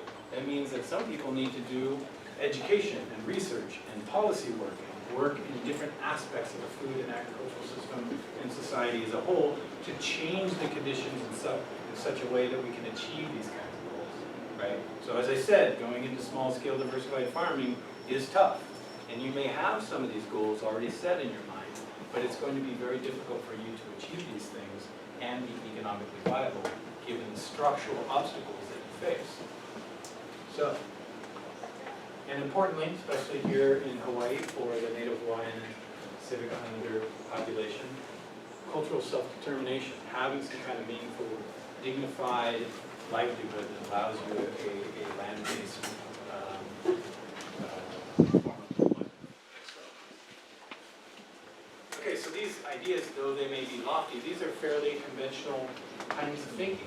Governor Ige has as a policy goal to raise food production locally here in Hawaii by 10%. And these are things that are not simply being generated by academics like myself, but these have been part of previous administration's goals around food and agriculture. So these are things that are perfectly well aligned with the current and former administrations. Next slide. Okay, so when we talked at West Oahu, when I was planning out this degree program, this is how I thought about it. You know, the things that I've talked about so far involve entomology, involve soil science, involves economics, it involves politics. In order to change the food system, we need a new generation of people who can think systemically and critically about the food system, right? In order to engage in meaningful food system change work, right? Because again, not all of us are going to be farmers. So the problems of the food system, whether it's chronic illness or exploitation of labor, these are problems that if I have a degree in, chemistry, I'm not necessarily going to be able to solve those problems. I argue that we need people with a broad-based, multidisciplinary, critical education to recognize these problems, understand the systemic nature of them, and be able to engage in such a way that they can address them from a systemic perspective. Okay, so this is the goal, is really educating this new generation of people to think critically and systemically. Next slide, please. Okay, so my program is really based on this idea of thinking about agriculture in a new way. Understanding agriculture not as simply soil and plants, but an agri-food system. Understanding what we are engaged in is a socio-ecological system, right? And there's all kinds of factors that shape the nature of the food system that we have in front of us. And that in order to actively engage in real-world problem solving, we need to be educating people through experience, through hands-on learning, through problem-based learning, so that they can tackle real-world problems. And very importantly, this idea of praxis, we were just talking about this before, is I emphasize in my program, just like you guys are going to be doing in this program. You're going to be not talking about this in the classroom all the time, you're going to be out in the farm fields, learning alongside of your mentors, learning how to do things, build compost, plant cover crops, do a crop plan, real-world, hands-on, and field. So we developed this new program. It's called the Bachelor's of Applied Science and Sustainable Community Food System. The justification I just went over. We need to educate and train a new generation of people to bring a framework of sustainability to no matter what work they do, education, research, policy making, farming, etc. Next slide. Okay, so this is some of the core curriculum, those who might be interested. It's highly interdisciplinary. It covers everything from the biophysical sciences to historical analysis of the food system, more biophysical sciences, the stuff that I was just covering around the ecology of agricultural ecosystems, much on hands-on learning, actually engaging in the practice of horticulture. This is more focused on political economy. How did we get the food system that we got? How did policy and industry shape that food system? This one, 485, that's a class that's entirely dedicated to the exploration of agriculture, food, and human values. Because we need to be able to clearly articulate what are deeply held values around issues of food and agriculture, right? Whether or not we can ethically justify some of the agricultural practices that we know pose a certain environmental quality or human health risk. Is transgenic manipulation of plant genomes, is that ethically justifiable? Is it necessary? Is it a sustainable approach? And then the last two classes that are part of the core curriculum really focus on getting young people out into the field, working in local NGOs that are doing food system change work, or working on farms, so they're getting more hands-on learning like what you guys are going to do in this internship program. Next slide. There's a whole bunch of other classes that we're developing now, but one of the key things I want you to take away from this is the integration of indigenous science and practice is going to be core to this curriculum. So I'm trained as a Western ecologist, right? That's my academic credential. But the indigenous people of Hawaii have much to teach us about what sustainable food and agriculture can look like. Okay, so I'm very interested in working with my Native Hawaiian scholar friends to develop curricula so that we thoroughly integrate indigenous science and practice into everything that we are doing, because there's much to learn. Okay, next slide. Okay, ways that we've actually integrated hands-on learning, just like you guys are going to do. A lot that Chancellor gave me at the beginning of the semester, just about 2 years ago, a little less than 2 years ago. And so through my classes, this is how we integrate hands-on learning and praxis. Next slide. So in a very short period of time, through classes and weekend work parties, we were able to develop this half-acre organic garden site on campus. Next slide. We started building a native Hawaiian hale and integrating students into the process of building this hale with building up the garden. Next slide. So there's been a whole series of weekend workshops, work parties, classes that have gone on to develop the soil and the cropping system there, or building Kohala, next slide. And this is what it looks like today. So we're going to do we took it from a kitty grass lot, which was beautiful in and of itself, but we wanted to have a demonstration organic mini farm garden and a place where Native Hawaiians and everybody else on campus could gather. That is a culturally appropriate place. So we're very much interested in integrating Hawaiian studies, Pacific Islander studies, and sustainable community food systems. We see these things being very close to the line. Okay? So we have right now just a half acre of land, but our long-term goal is to acquire about 180 acres on the West Oahu campus in order to create a research, education, and extension element to what we're doing in sustainable community food systems, where we're taking, say, a model like you guys are participating in, and I can integrate my classes into it. We can do a farmer training program. There could be an incubator farm helping you and others launch off into economically viable operations. Okay, next slide. So we take people out into the community. The farmer practitioners have much to offer us. So we take people to traditional lo'i, to meet with Native Hawaiian and other farmers so that they can teach us. So I'm somebody, though I do have a background in agriculture, the farmer community has a tremendous amount to teach us, and I use that as an opportunity for experiential learning. Next slide. So I mentioned this idea of hands-on learning. We do that through the garden, but we also want people to understand the food system more broadly. So we integrate hands-on learning in a number of different ways. So as I mentioned in the garden, the other way we're involving hands-on learning is actually through this mapping project, GIS-based mapping project. So next slide. So next slide.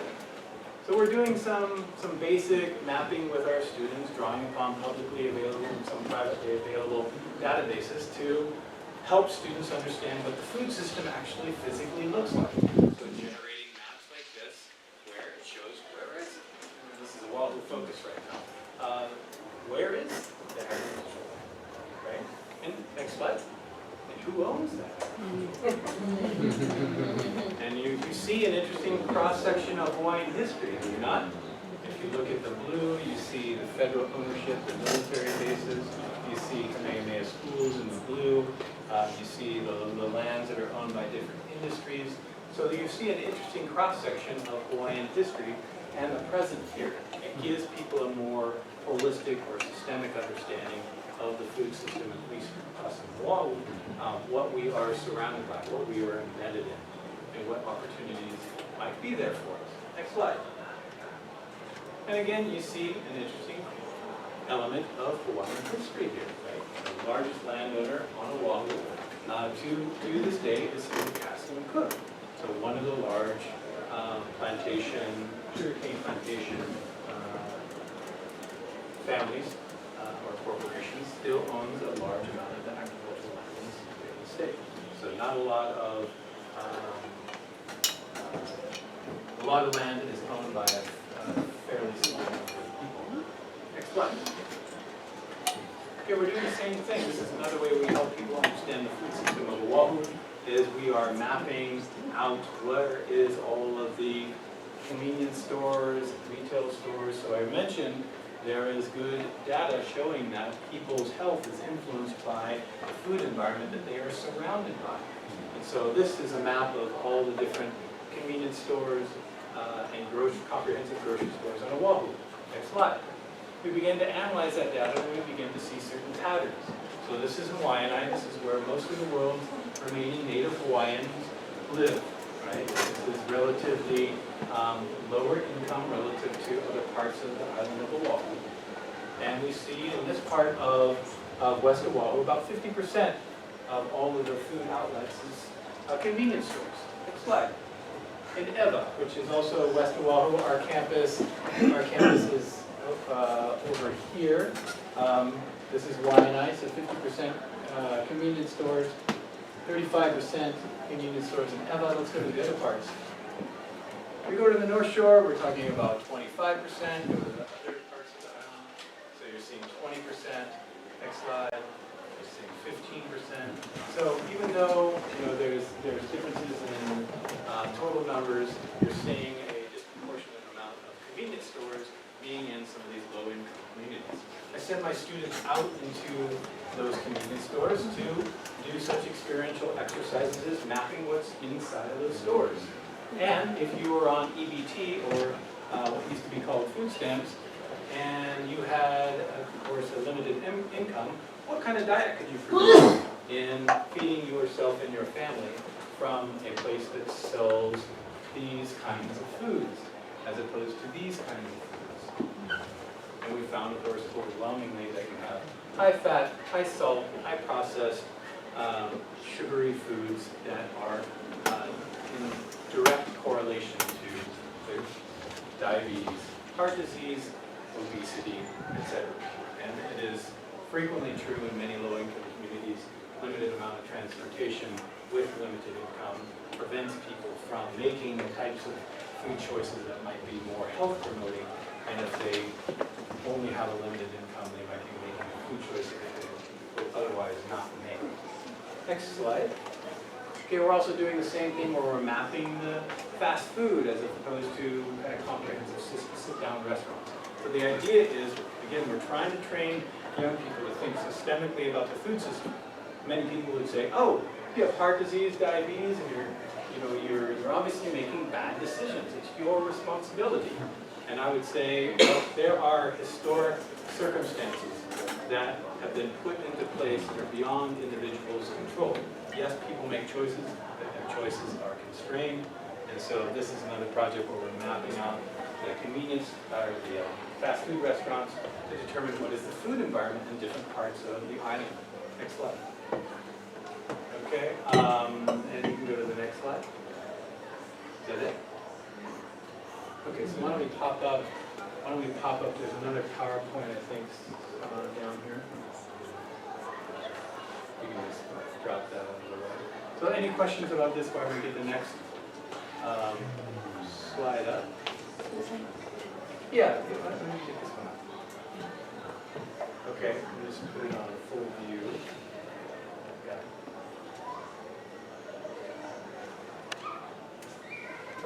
Go to the next slide. Or I guess go to the previous slide. There we go. Okay, so any questions or comments about the program?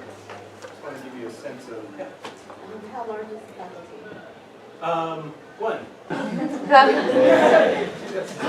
One man circus. Yes. You know, I looked at your photograph of the Kohala that you folks built, the traditional building. On Hawaiian homelands, we're stuck with the administrational push to go into conventional homes. And the conventional home today will cost over $150,000. And with the income that the Native Hawaiians come up with this low, medium income coming into their families, they cannot afford that. And right now, when my main concern is, how much to build that building? That Kohala that you folks built? Well, we had to adhere to certain, Permits and stuff like permits that, and all right? that stuff. I think in total it ended up being about 60,000.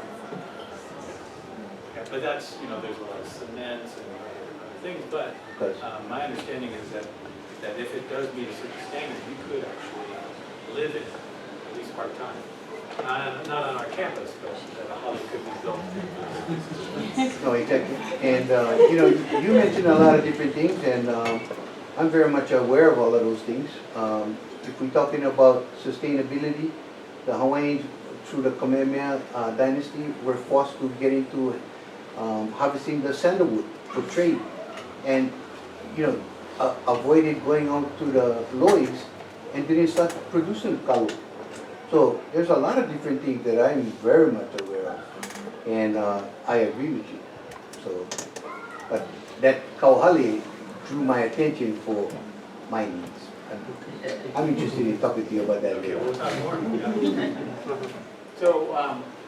So I just wanted to show you this program in order to give you a sense of, the entire program is organized around trying to get people to think about what are some of the real problems that are faced in Hawaii food and agriculture. And not just here in Hawaii, but also nationally and internationally. We face some significant problems. And with the rapid advancement of climate change, we need to be able to manage these circumstances. We need people who are trained to do that. And when it comes to the actual production side, and this gets directed to you guys, is depending upon what you may do, is I want to get into the details of what are some of the obstacles that you are going to face. So my job now is to kind of disabuse you of some of your misconceptions about small-scale diversified organic agriculture. Though I firmly believe that it is a pathway that is more ecologically sound, I think it's also a pathway that is very challenging in terms of economic viability. So there's a number of factors that you're going to have to take into consideration. And I'm going to invite Jeff and Bruce to chime in here, and I'd like to turn this into a conversation to get to the real brass tacks on this, because you're going to spend a lot of time investing in this training program. I think you're going to get a ton out of it, but you also have to think realistically about how this is going to factor into your economic life, into your family life. Okay, so some of the things that I see as key obstacles are the overall cost of production for you here in Hawaii. Right? The cost of land, the cost of all your inputs, the cost of some basic infrastructure that's missing on many pieces of land, that is very expensive. Okay? So your overall cost of production, including electricity and all of that, that's very high relative to other parts of the continent. Okay? So very, very important to keep in mind your cost of production as a farmer who might be interested in this as a livelihood, your cost of production are extremely high, okay, relative to other parts of the continent where farmers are growing different types of commodities at a very large scale, highly industrialized agriculture, say, in the California coastline. You're also going to have to invest a significant amount of money into, say, clearing the land, unless you have access to land that is already cleared. That's a significant cost. You're going to have to come up with the capital investment dollars in order to buy the equipment, develop the necessary infrastructure, and if you're somebody who does not own your land, if you don't lease that land, often there is a difficulty in your gaining access to money or loans because you don't own that land. Okay? So important, cost of production, inputs, electricity, housing, cost of labor are high, and whether or not you even have water to that site. Those are important factors you're going to have to take into consideration. So I strongly advise you, you're going to be engaged in the technical training part of it. You guys need business plan? Derek? Not super in-depth, but we're going to Okay, so do the super in-depth business plan, right? So this is important because you're going to get that hands-on learning, which all of us, I think, inherently love and desire, a meaningful relationship to the land, but you also have to be rational about what you're doing, right? You don't want to lose a bunch of money investing in a losing proposition. Okay, so take the business planning part very seriously, unless this is just a hobby. Very important. Okay, access to land, that's often very challenging. There's different programs, Kamehameha Schools has their Mahiai matchup, where you can gain access to a kind of low-cost lease, at least for a period of time. You know, you need to be clear on what those terms of the lease are before you sign off on anything, because some of the lease terms may not be compatible with what you want to do. I have a friend who makes chocolate, and he wanted to do a cacao farm. And Kamehameha School said, well, we'll give you a 5-year lease. And cacao starts to come into production in year 5 or 6. So it doesn't make a whole lot of sense if you invest a ton of money and have that whole thing potentially, you know, removed out from underneath. So very important in terms of the lease if you were to get that far. Okay. Often, like some of the infrastructure for food processing, if you're going to do any kind of value-added stuff, you're going to take your fruit and turn it into jams or chutneys or whatever it might be in order to capture that price premium.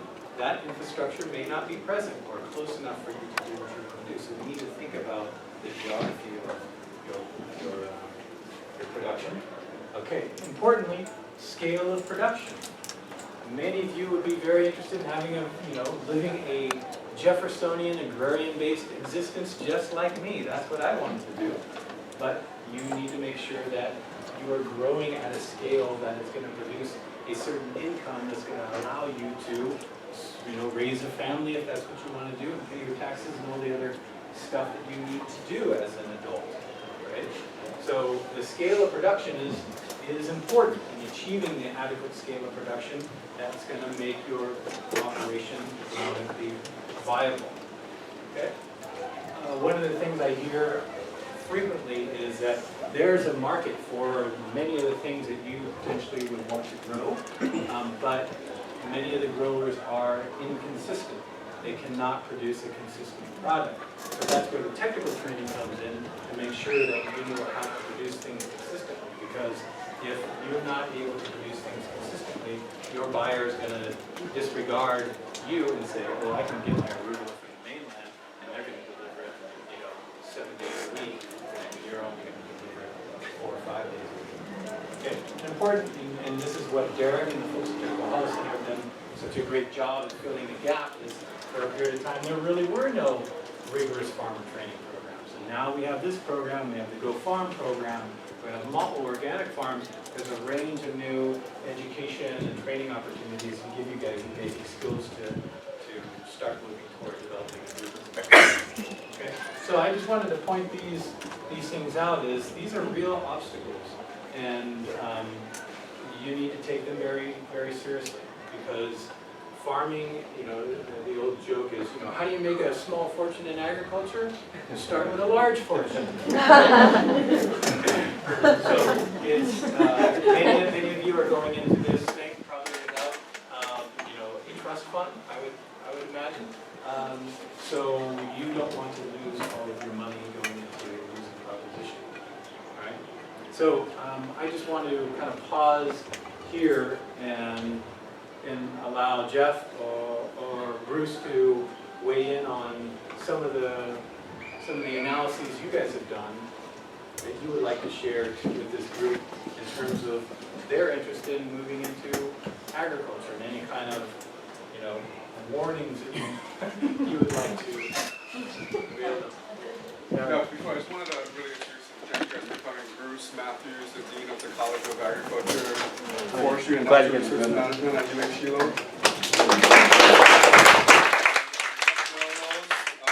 Doing the baseline assessment of agriculture in Hawaii for 2015, updating it for 2015, and you guys can talk, I don't know, you wear more hats than that. You guys have it, or whatever you have it that Jeff's working on. Probably can find it online, right, Jeff? Not yet. Not yet. Yeah, you guys have seen a lot of farmers, been around agriculture for a long time. Understand a lot of the challenges, opportunities we can put forward out there maybe. Go ahead, Jeff.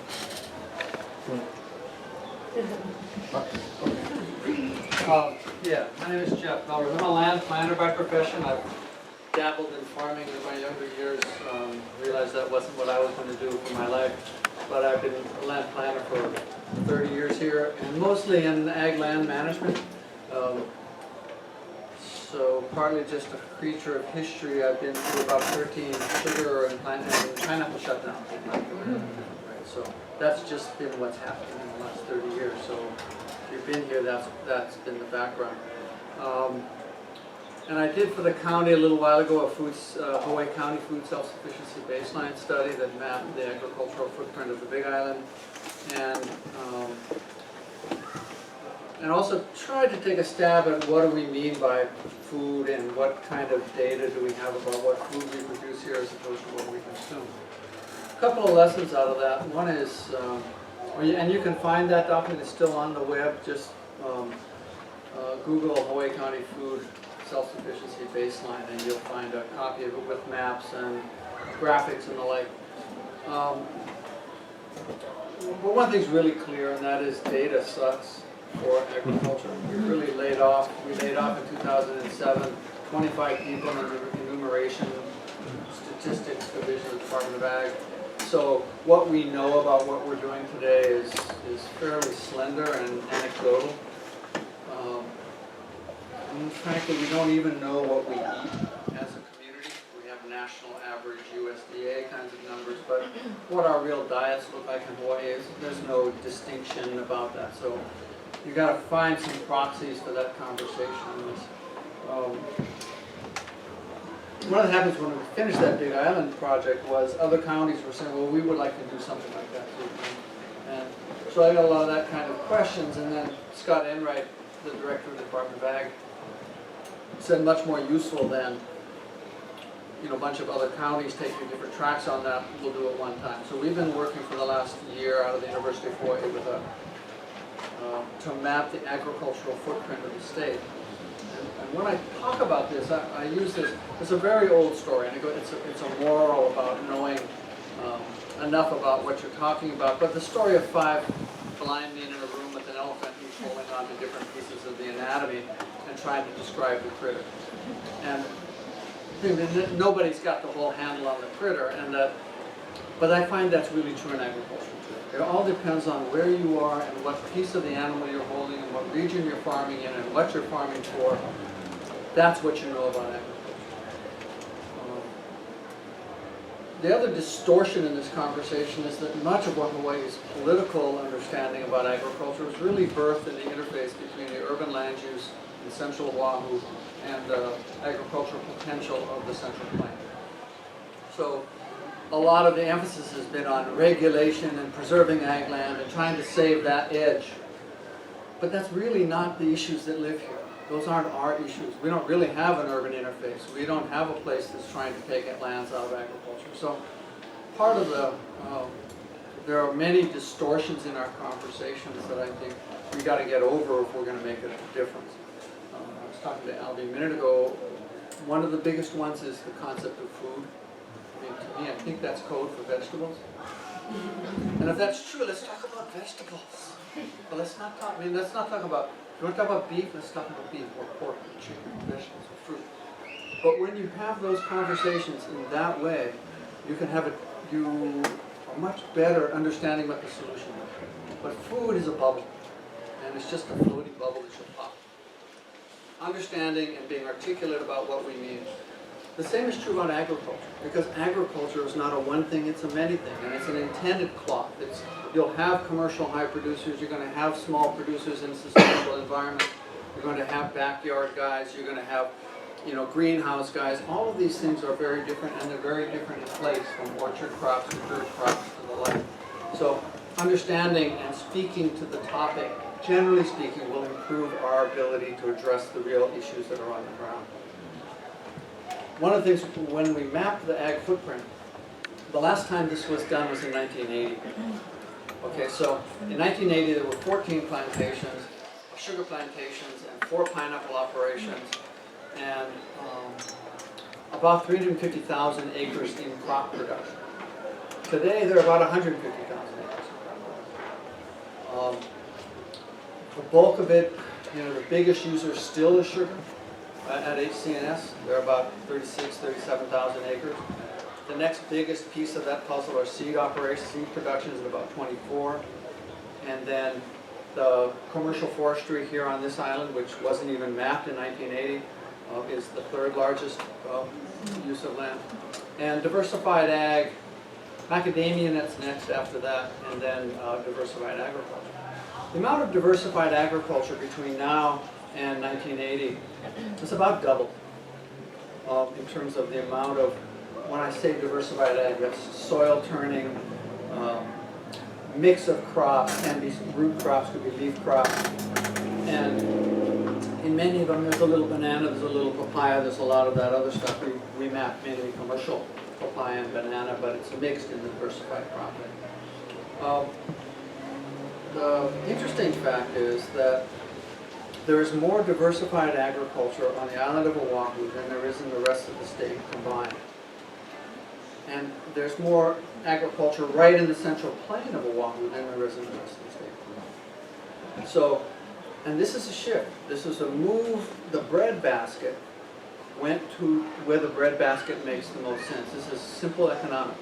And it's agricultural, it's A and B quality property, it's got agricultural water, it's got marketplace, it's a truck ride from the marketplace, and it's competed heavily with the Kohala farmers and their cabbage growers. It's had an impact on the Waimea farmers, but the marketplace of the Oahu food market has drawn the big farmers, the Larry Jeffs, the Alun farms, the Ho family.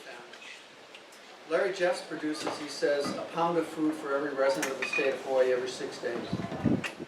So if you're really trying to move the bar, and that's what we're trying to do politically, is move the bar, you're going to feed that monster. Because that's the guy who's putting it into the, putting the volume into the piece.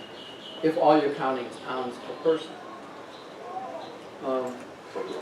But it sets up a really big challenge for neighbor island agriculture. And Hamakua is only one relatively small piece of it, a fairly small producer in the big picture. There's lots of aspiration here, but the actual challenge of getting products to a marketplace in an economical way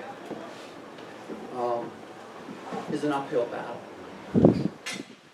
So I think I don't have the solutions out of this baseline. The baseline is really intended to be a tool for common conversation. If you all have the same view, then you can have a conversation about it in some similar ways. And when we're done, it will be posted on the web. There's a report that will go along with it, but there is a digital layer that you can actually pull up and put it in you can save it as a KMZ and open it in Google Earth. But it'll show you kind of just who's doing what where around the state. And I would expect by the end of the year it'll be at that spot. And I think and once it's out there, then there is a real important conversation. It's a conversation about, how do people wanting to do small agriculture sustain themselves in a world where the market is elsewhere and you're at a disadvantage in marketplace. So I would just it doesn't make a lot of sense to arm a bunch of farmers and send them down a road that ends abruptly, financially.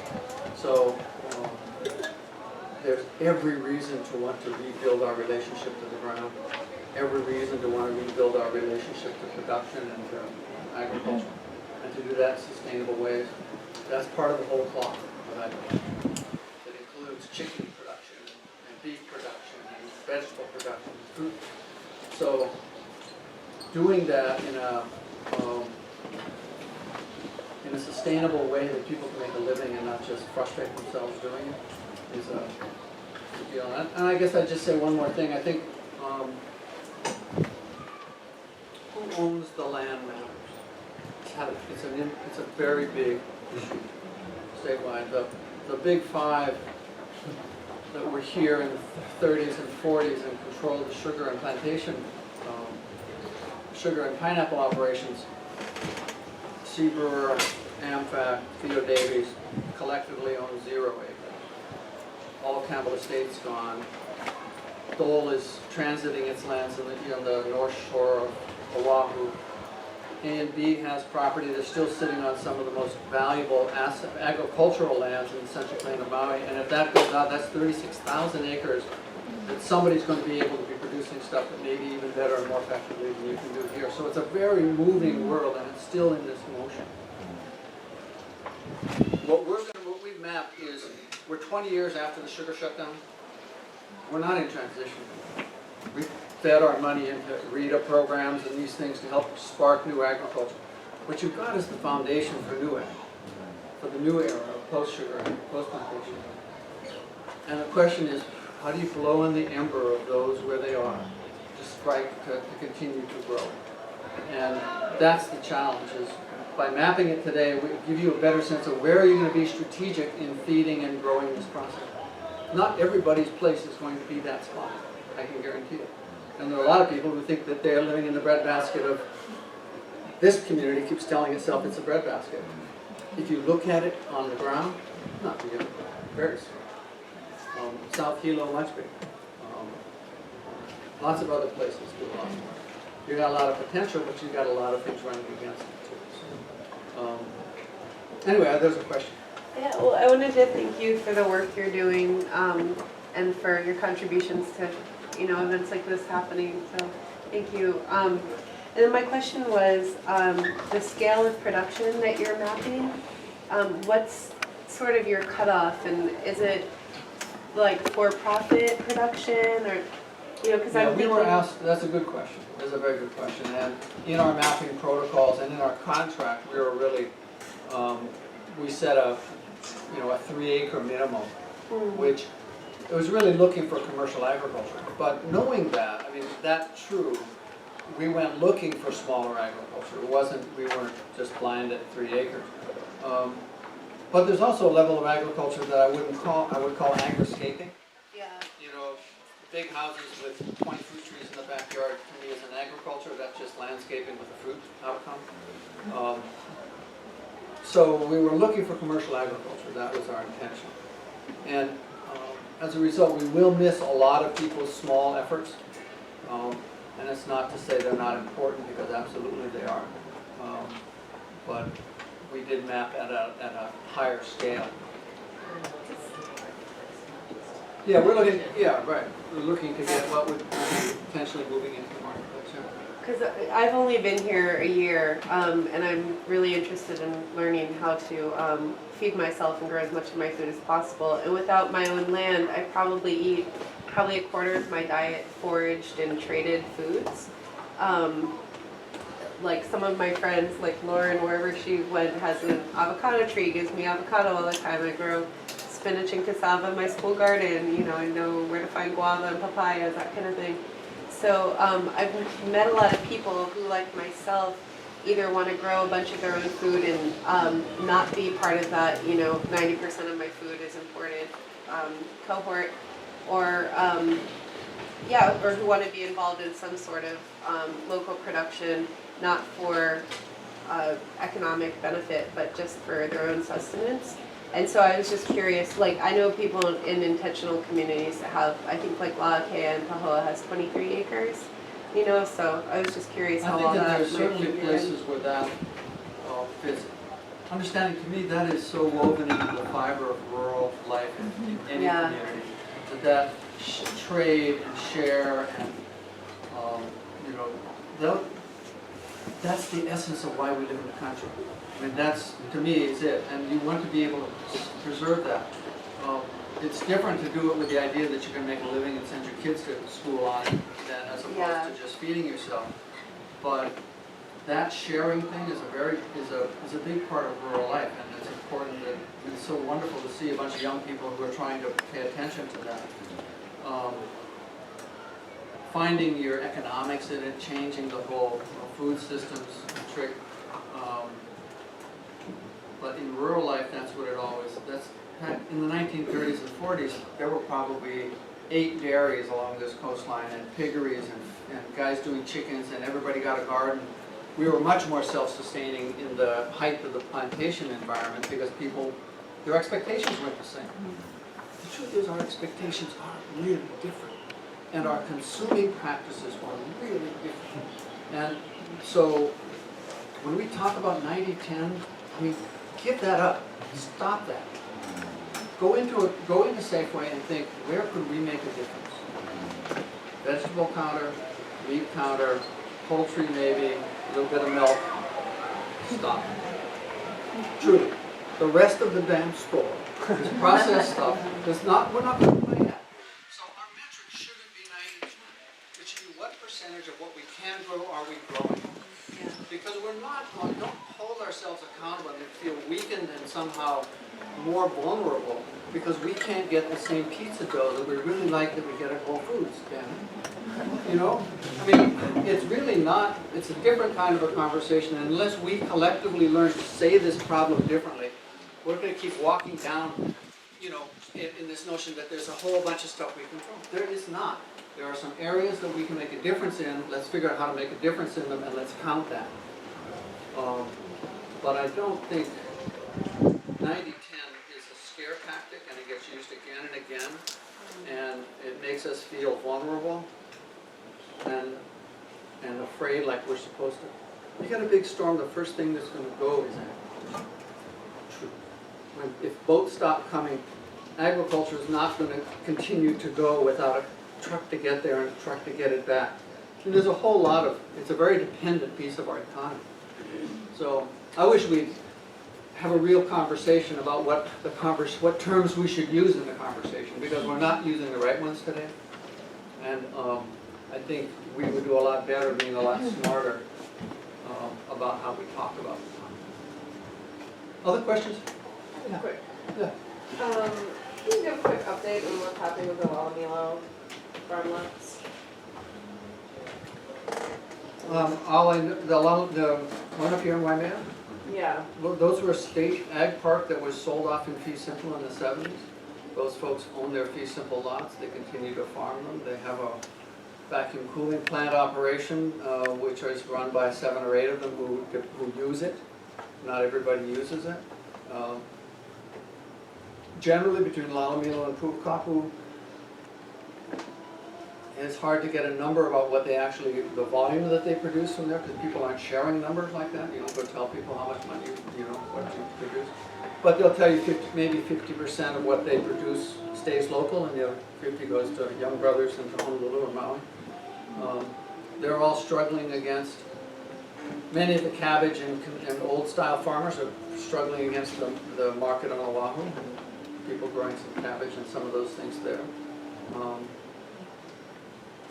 It is our most productive agricultural core, and probably the most encouraging portion of that is, I think, what Wow Farms and Hawaiian Homesteaders have been doing on the properties, expanding greenhouses and getting more Hawaiian Homesteaders to produce small amounts of greenhouse product. In terms of farmer trainings, the farmers who actually stay in farming for a period of time, it helps if somebody built them a nice greenhouse on their backyard and they continue to farm from that spot. That's a good thing. So that's a model. Kona's a remarkable model. Kona's a producing place with it's just an orchard set. Right? And it's got coffee and mac, but it's got ulu and avocados and tropical fruit and a whole range of stuff. So it's got a stable beat of an export crop, and it's got a whole body of things that you can grow in your backyard and sell and give and trade, whatever. So, other question? You think that the lands that the eucalyptus are occupying right now are ever going to be free to be land to be real agriculture? Disclosure, I worked for Kamehameha Schools for 15 years, including the purchase of Hamakua and contracting for eucalyptus. So that's, I'm connected to that pretty well. I think, if they don't have much infrastructure.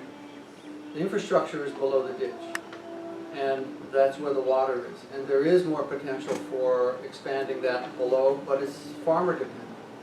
So just saying you open a bunch of land and above on the eucalyptus lands doesn't mean any. My bet it'll be ranching. They'll fence it and it'll turn into cows because who wants to fight anyway? Cows. Yeah. But I think, could it open? Yeah, probably could. Would it make a difference to farming? I don't think so. I mean, North Kohala's been out of sugarcane since 1974 and has very little to show for it in terms of agriculture. And it's all about farming. It's about farmers showing up, and it's distance from market and how well they can succeed at that. Those are the real keys. Not what you can grow, it's what you can sell. I'm not sure if I understood it right. So you say it's very important for small-scale farmers to get access to the market. This is the main problem, one of the main problems. So there's no real market to some big retailers and things like that, or maybe small local like KTA or something like Foodland. So would you suggest corporations are a way to cooperatives? Yeah, cooperatives of small farmers where they combine. Everybody produces some crops, and then together you have a whole bunch. You know, it's a nice picture, but the truth is most farmer co-ops in Hawaii anyway have not been successful. You know, that long tradition isn't there of the Grange and these big co-ops for monocrop stuff in the Midwest.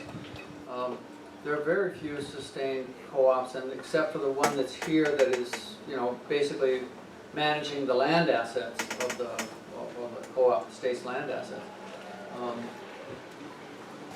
But I do think that farmers have to work together. Whether you do a co-op or whether three of you shake hands and said, I'm gonna hit this market, but I need three guys backing that up. There are all kinds of products you can put into the visitor market on the other side, specialty tomatoes, little round things that they'd love to have on their recipes. But if you're not gonna be there tomorrow, they're not gonna put it on their menu and they're not gonna use it regularly. So, you know, I know there are people on this coast who are making $80,000, $90,000 a year on a property about twice the size of this floor, selling that kind of product. But the problem is getting enough people to grow it and partnering with 3 or 4 guys. So whether you do a co-op and you try to be overly formal and start to fight with organizational dynamics, partner and target, and figure out what that target is, and then be really good at delivering it on a regular basis, because that's where you're going to be sustained. Regular basis. Absolutely. But you know, if you and say your wife gets sick or your kid gets in an accident and you leave the farm, who's going to follow up with that? And who's going to continue that? And who's going to make that relationship really work? So there's power in working with each other. I'm not sure I would jump off into a cooperative as the first step. And it may evolve into it, but I wouldn't assume I'd wait for an organizational permit and shake a hand and go to work. Other thoughts? Bruce, you got something to add to that? I guess the one thing that really hasn't been talked much about today is the food safety component of marketing, because that's something that I hear so much from the small farmers about, is that you know, the requirements for that processing and handling and packaging, and that even though you may be exempt as a small farm, technically people won't buy from you because they say their insurer won't protect them, because they say, well, you're not following the same food safety protection as the big guys are, you know, and so you get these bottlenecks in terms of marketing. And you know, the one thing that I've seen change over the years, and maybe Gerald's a long-time farmer, is just the amount of record keeping that's involved in agriculture. Like a lot of the very successful farmers I know are spending more than half their time on marketing and record keeping and compliance issues, and you know, in trying to balance all that with the time in the field, it really becomes challenging. As Jeff kind of alluded to as well, we do have some constraints here. We're not endowed with this inherently fertile land all over the island. Much of the land that was in Kane wasn't inherently fertile to begin with. They cleared a lot of lands that weren't intensively used by native Hawaiians and added a lot of inputs to make them productive, and now they're all leached out and infertile again. So you're not starting off with an inherently high soil fertility base to work with. Of course, you have all these weeds and things that have been introduced over the centuries that were not originally here, and so it is really extremely challenging. I think agriculture is probably one of the most challenging fields to be in, because as you've already pointed out, Albie, it's so multifaceted. I mean, you're an economist, you're an ecologist, you're a farmer. You have to have good people relations. It is so dynamic. And when I look at the students, I've been a faculty member at the College of Ag now for 22 years at UH Hilo, and I got to say, it's probably less than 7% of our students actually stick with actual farming as a career and for any length of time. I mean, it's really a handful that will stick with it long term, because it is such an incredibly challenging field. Now, yeah, we do have a lot of graduates who've gone off in agricultural support services. They're in sales of product or marketing or in governmental agencies, or gone into research. But you know, those are actually where most of their livelihood is based on production. It's very few, and most of them are dependent, like everybody is in Hawaii, regardless of what your career is. It's their partners. You know, it's a multi-income family operation to actually make it work. And a lot of my friends, it end up being their partner helping subsidize the farm for a long period of time before they got going and could actually make ends meet and can make a significant contribution to the family income on the farming side, because they had to experiment for a long time. So I mean, at the university, we try to tell people, you're going to have to be your own researcher, because we can tell you all the general concepts, but everything is, I tell the students, it just depends. Like it's been pointed out already today, it depends on the context. What works in one place may not work in another place, and it's amazing, even things like we use the same varieties in different places, those beneficial interactions, the magnitude of them changes so much depending on the environmental conditions. So it's really, you got to be patient, you got to experiment, and it is one of the most challenging fields, but I think it's a rewarding field. You're your own boss. You find out a lot of neat stuff, and as Albie was just pointing out to me, it's like a lot of us old timers need to get together and write some of this stuff down. So saying, hey, it may work for you or it may not, but here's what we found over a lifetime. And I think that's something they should probably even require of the university professors. You can't retire until you sit down and write your memoir of what you found out, because a lot of stuff doesn't make it in the tier 1 refereed, science and nature journal publications, but it's people walking around with that knowledge. And I'm just thankfully, like, over my career, I've had opportunities to meet people like Gerald that, share what worked for him and on the Hilo Coast, what works for other farmers in other places. It's farmers, other existing farmers are a really good resource to seek input from. And don't be afraid to ask. A lot of people are amazingly willing to share their mana'o with you and go for it. And develop your own eclectic approach, taking the best from multiple sources and all. That's really the way to go. I personally don't get confined into one farming system. As I was talking to Albie earlier, I said I take the best from all sorts of farming systems and try to put it together for what I do with my students and what we do in our classes. Say that's what works best for us, because what worked well in Korea or what worked well in Japan, not all of that may work well here. So you have to develop your own systems. So, thank you for letting me share. Thank you. Good.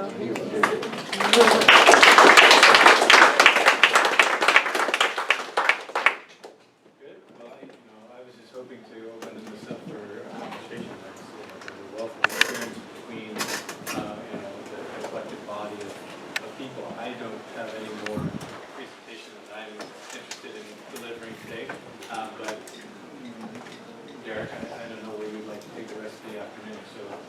There's a question. I can weave it into the conversation later. It was about FSMA, and I wanted to ask our learning panel here how they thought FSMA was going to affect our small, just diversified small farmers here on Hawaii Island and in the state. Food safety monitoring. Sorry. I think there are breakers in FSMA that keep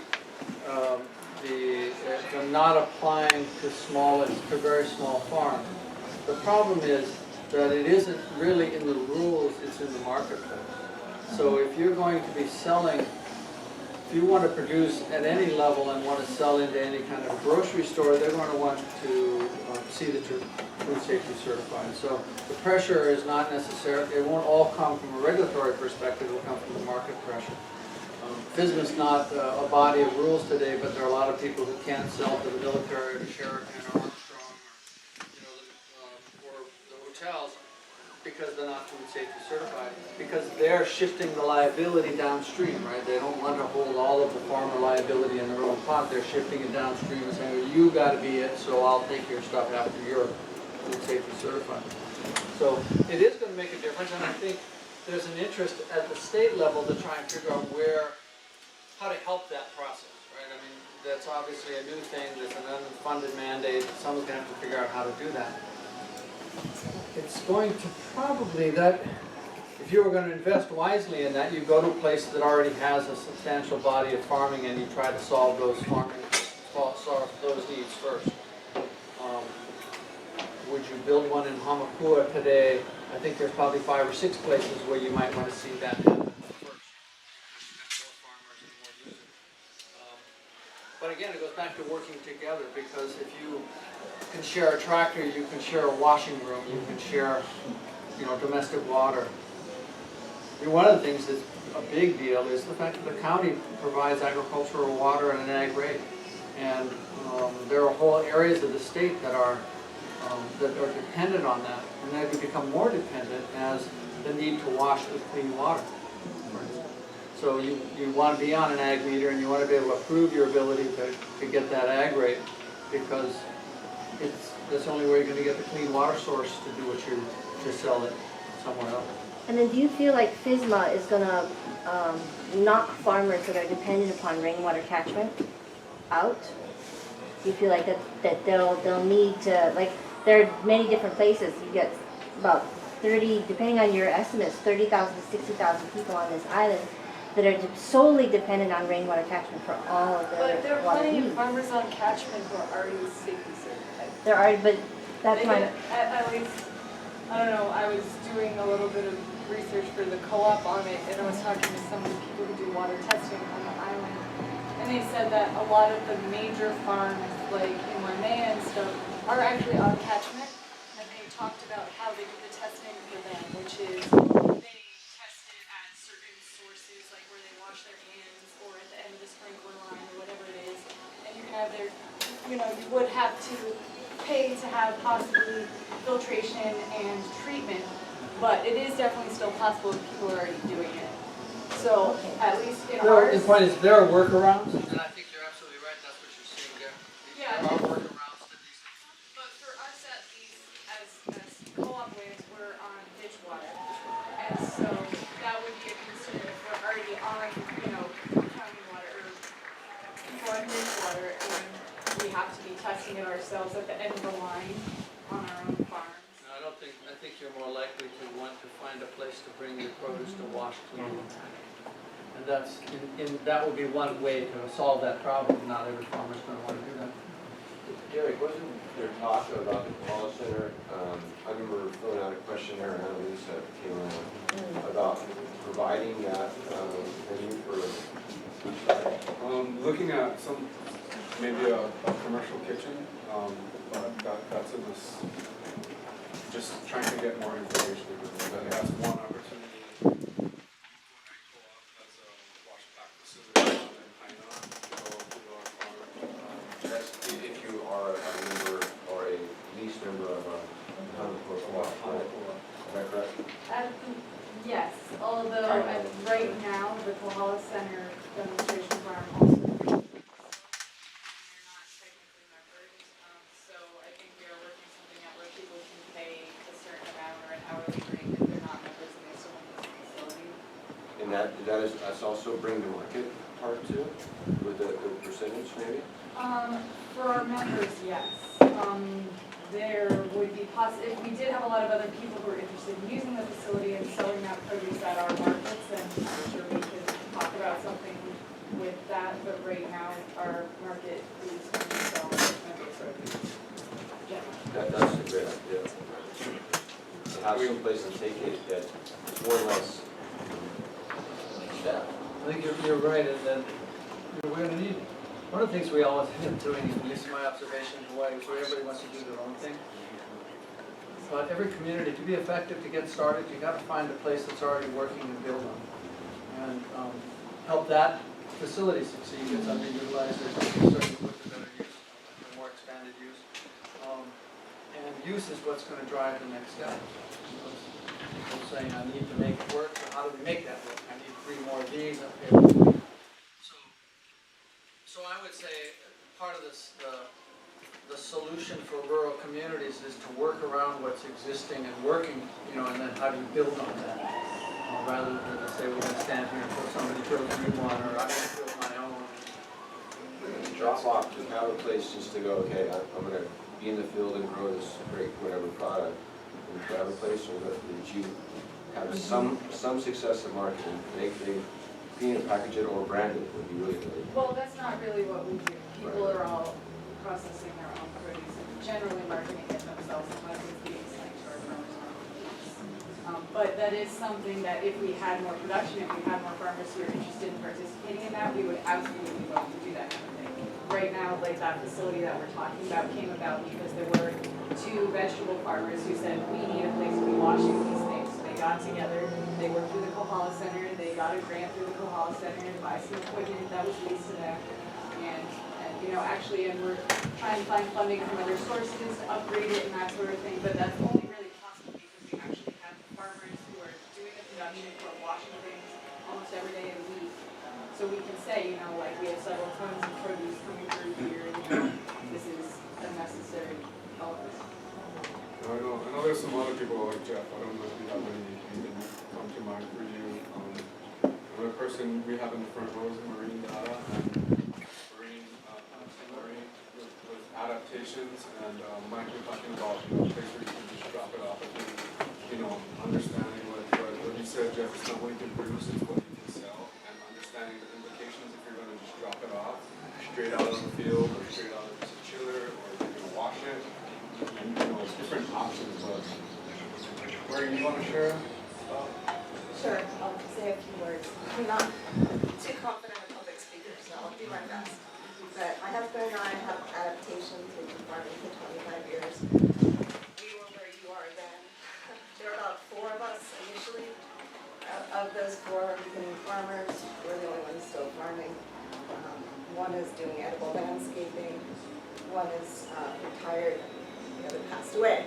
So great attrition rate, but basically our company has evolved from an organic farm in the 80s to a food hub, which is kind of a new term.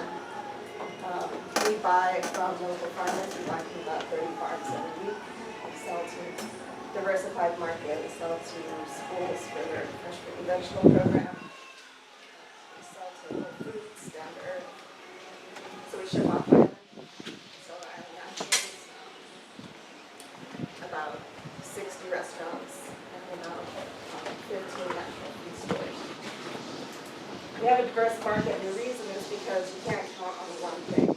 So my advice is to have multiple channels for your food, sell directly to a couple of families, have a stand at the farmer's market, sell to a wholesaler, and sell to a restaurant up the street. Hedge your bets. Don't put your eggs in one basket. Don't grow one crop. You know, don't grow one kind of squash. Grow 5 kinds of squash and see what does the best. Your market's not just on Oahu, it's everybody in this room. Everybody here wants to buy local, right? So don't all grow green beans. Cooperate with each other. We decided to be kind of a standard business model, not a co-op, because we knew we could never get our heads together. So we needed a dictatorship. So we just work at it, and it's a lifestyle, you know. So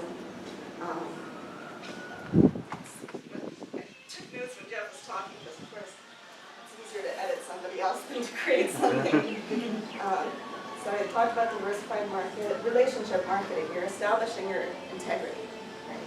Show up when you say you're going to show up with what you said you're going to bring, and if you can't do it, pick up the phone and say, I thought I had 40 pounds of cabbage, but I got 5. Can you still take it? We have a CSA where we supply 100 families every week. So if you just have 6 cabbages, I can buy them because I can put them in my online store, and when those 6 cabbages are sold, it disappears from the store. So if you have like yellow beans, but all you have is 3 portions, I'll buy it. That's diverse, right? So that's stability. Sorry. I warned you. Yeah, so our mission was to displace imports, and that's what we're still doing. Yay. Thank you. Yeah.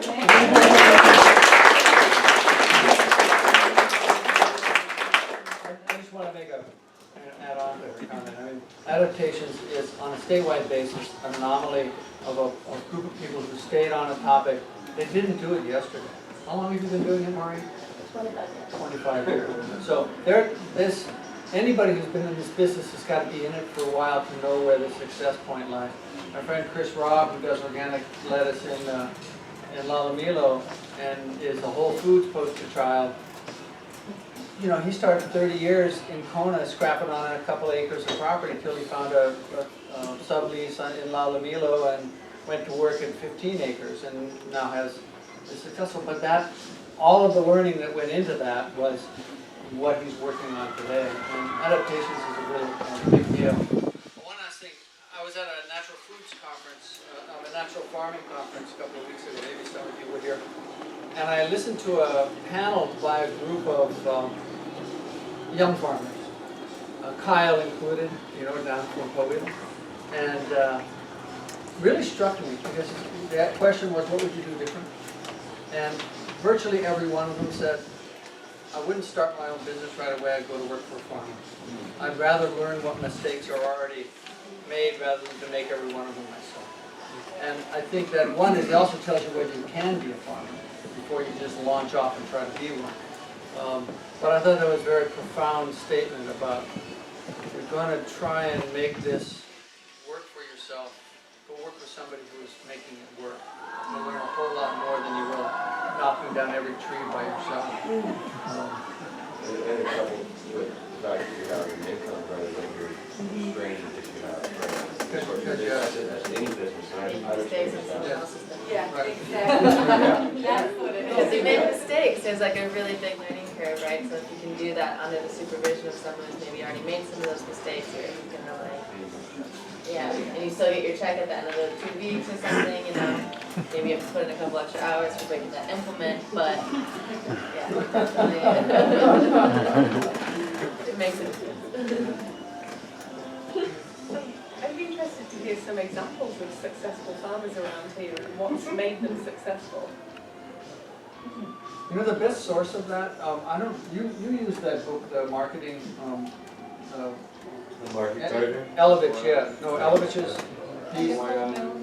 Farmer's Guide to Markets. Yes, have all of you seen this document? It's online, I think, somewhere. Yeah, that's It is through Elvich's website.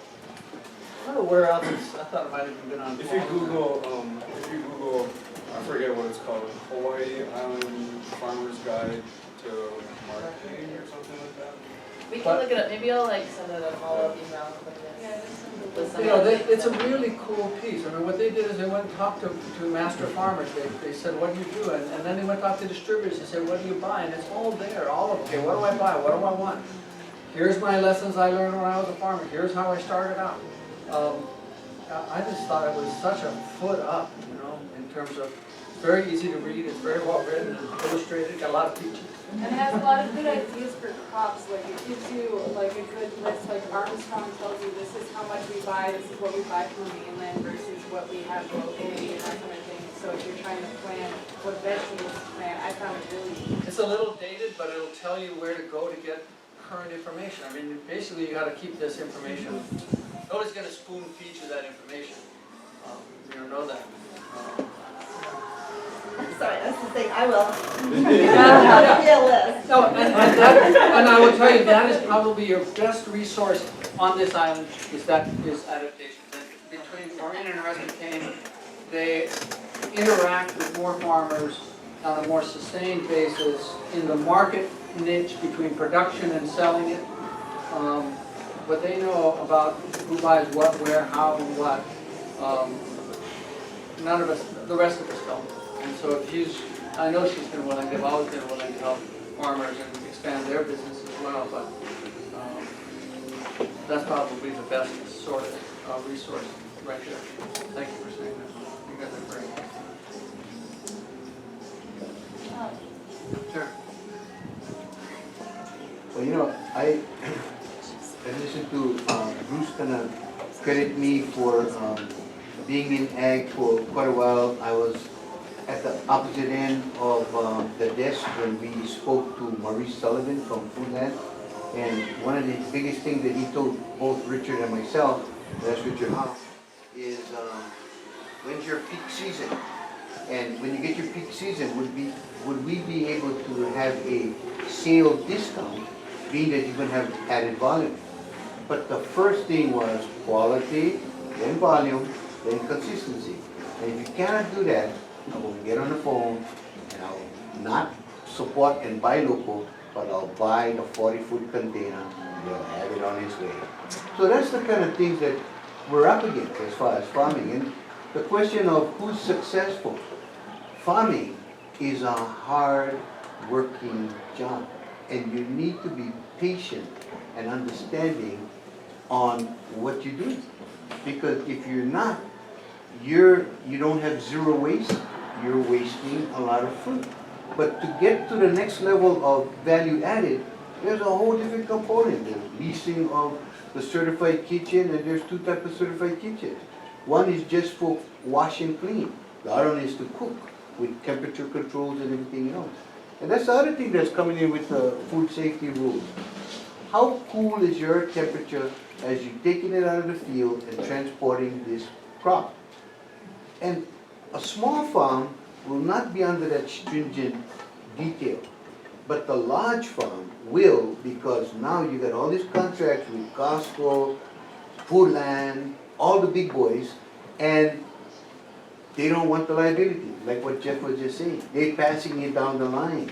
And so now it's an added cost to you. And how do you pass that added cost to the consumer? Because the consumer is always looking at, if you get an EBT card, you're not paying taxes, not on the food. But if you're going with cash, there is a 4.167% excise tax. So, as the lady in the front was talking, she's got an online situation, finding your own clients, selling your beans, selling your variety of different squash, this and that, comes upon you. And everybody else that does it. And if you think you're just going to drop them off at a wholesaler, guess what your profit will be? It just reduces itself to the middleman taking all the profitability. You sell sweet potato up in LA or up in the mainland, the middleman make all the money. One bug in your 40-foot container, your 40-foot container is condemned. There is things like that that you need to know, and the marketing dilemma of collecting your money, not that easy, because everybody goes, oh, I got a shot this week. You shot this week? I've been shot for 3 months. So I'm dying already. So how do you deal with that? If you go too big and you endeavor too much, you renting land, you got to pay all of these lease agreements, you ain't going to make them. And if we're looking at Kamehameha School as an example right now, the MyI program, they'll give you this and the comment, oh, I like grow cacao. Oh, wow, 8-year crop, 5-year lease. I don't think that's going to work. And I see Kamehameha School taking the one step further to deal with the food safety rules. And down right by Honolulu, they got a certified kitchen that they're going to allow their farmers to use, not the outsiders, for now anyway. Because they got a lot of farmers up in Pauka. They got different lands here.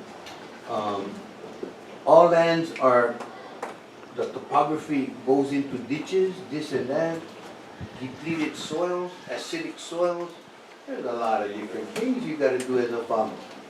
But I think with what Jeff was talking about, cooperative versus partnership, a cooperative going to be dealing with Robert Rules of Order. And the deciding vote may not be your vote. So you got to seriously look at where you at, find the right partner, because life is competitive. And as life becomes competitive, I'm gonna take care of my pocketbook versus yours. You're gonna be my best friend. And it's me first. That's the way we think. But if you look and say, well, if we can stabilize this group and we can keep our quality, our volume, and the consistency, we'll always be able to tap that market. But once you forget to come, you forget to call, I'm supposed to have 40 pounds, I want to get 5, that's your detrimental demise when you never call them. You never communicate with them. Because communication is very vital when you trying to supply a market.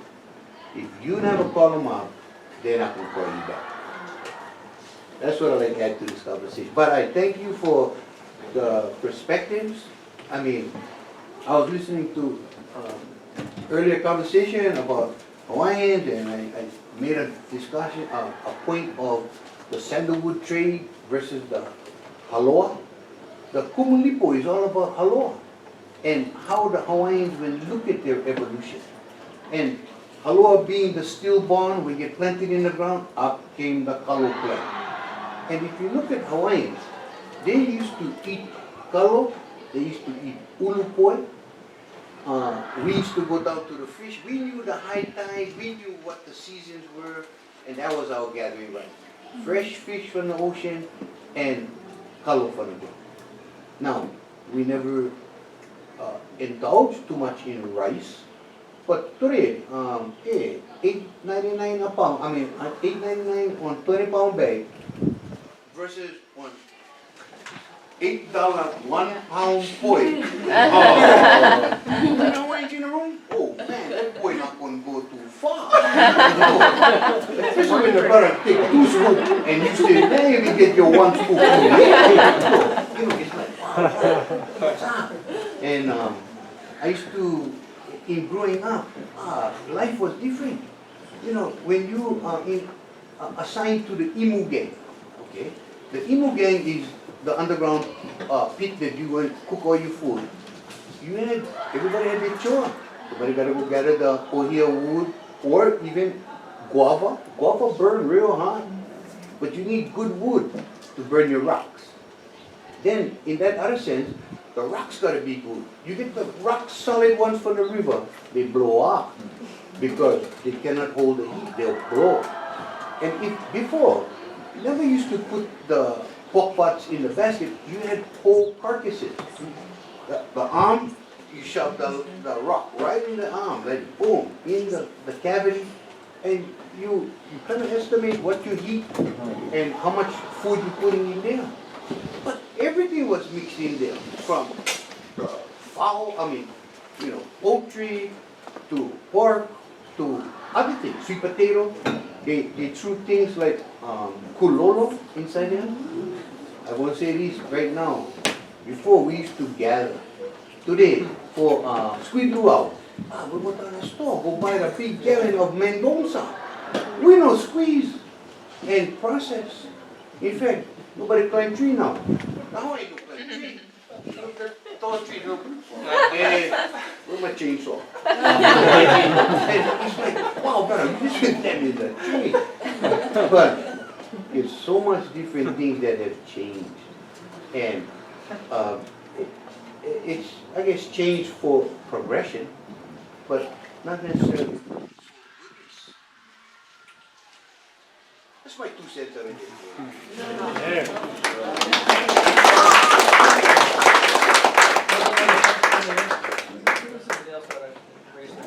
I just had an observation since I was farming the mainland and being here, and given the farms were based around a big city, but one of my close friends just started up a business, her farm, and they have a small CSA. She's like, yeah, we do one market, but most of her money comes from selling to pretty fancy restaurants. So I was kind of telling some of the farmers, is that an option here? Do you guys call up? Someone said just call them up and talk to them and be consistent. I was just wondering if that's something that's educated here, talk to or if it's maybe easier on the mainland because it's in such a big city. There's fancy restaurants here, so it seems like they would love cilantro or all the, things, the culinary things, yeah. Yeah, but it's a smaller market, that's the difference. And that the 3 guys call the same way, so yes, that's where a lot of direct marketing is key.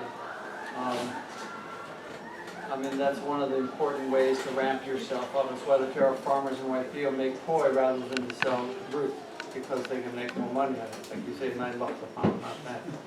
But but there's a small number of restaurants, so you have to be good at it, consistent at it.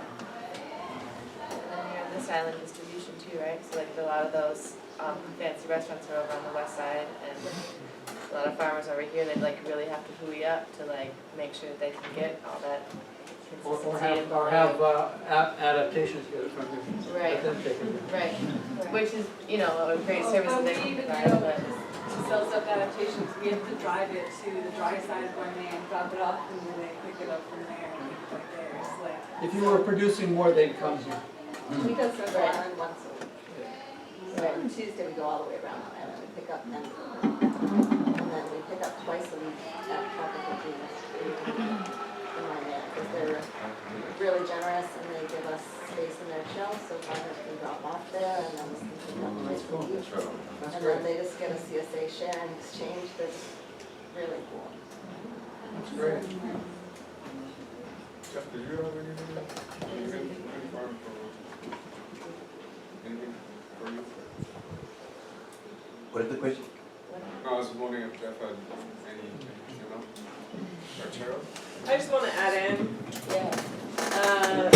Small cafes like local produce as well, not these big fancy restaurants. Me and my family own Sweet Cane Cafe in Hilo, and Kyle is one of our biggest sellers right now. We buy tons of produce from him on a weekly basis.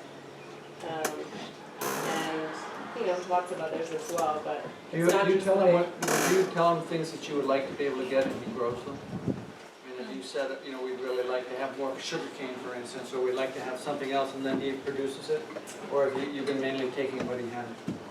Right now we've been mainly taking what he has, and mainly grade B stuff because we process it. We're not selling perfect fruits and vegetables. We are kind of mainly a processing kitchen. That's been such, actually, that was like, we don't really sell directly to restaurants or anything very often, and when Kyle started selling to Sweet Cane, it was a huge benefit for us because we were able to have them take our grade Bs, which we previously weren't selling because it was just too much work, it was too much marketing work, calling people up, and then maybe having to be doing deliveries to different places versus, we know that they can take a lot of whatever we have, and so we can, and it's also less stress on us if the weather's bad or something, because we aren't totally wiped out. We still have something that we can sell because we have somebody that's a processor that we can sell to. And that relationship, I feel like, is a really good example of the potential for a farm, because there's a lot of barriers, at least for Kyle, to be doing that, to be reaching out and doing direct marketing, but when it was a really two-way street and both people benefited, I think that it opens up the door to do more, like what you're saying, where you could suggest something. Yeah. I mean, I'm new to the cafe business, and so it's a learning experience for me as well, and I've been involved in this food and ag conversation for a while, and now, from my side of it now, this perspective, I see the major barrier as being that bottleneck of processing. Not a lot of people want to sit in a kitchen and freeze 200 pounds of bananas or cut up 150 pounds of cabbage. Not a lot of people either have access to kitchens, processing kitchens, or want to actually put in that work and do it. It's much easier to go to the store and get a ready-made sauerkraut than to sit and make it. So that is a huge bottleneck of just finding labor that will do that here on the islands. On the other hand, we do have several culinary schools on the island, and there are students who live and process 200 pounds of bananas. Woo! That's a good time and a great way to spend Saturday. No, but we have worked with students before, and sometimes with the hub, when we come up with a farmer who says, you know what, I had 300 pounds of figs to bring you, and it rained last night, and they all split. I went out there to harvest, they're split. Then I can call up the culinary school and say, I got 300 pounds of split figs, can you handle them? And then that's their curriculum for the afternoon. Have a good relationship with the professors, and they're eager to get their hands on figs because they don't get to handle local organic figs. So yeah, it can be a boon. Network is key.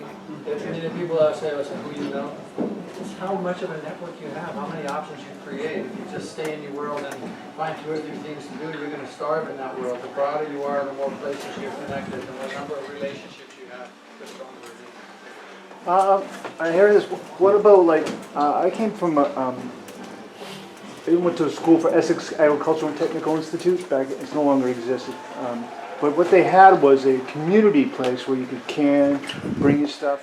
What about the county? Can the county start, or communities start building local facilities that need to pool their resources to process this food?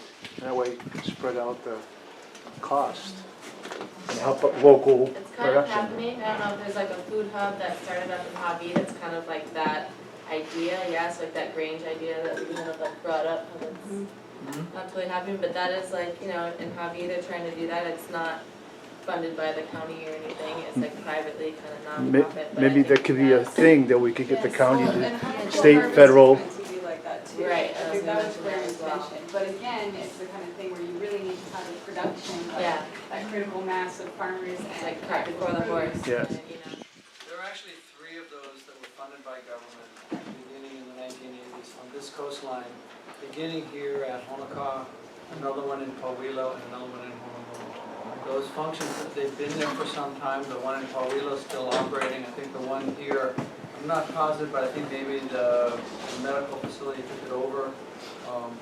But they were processing. But these were these post-sugarcane ideas to how to help agriculture. So they've been there for some time. They're still functioning down in Kohala.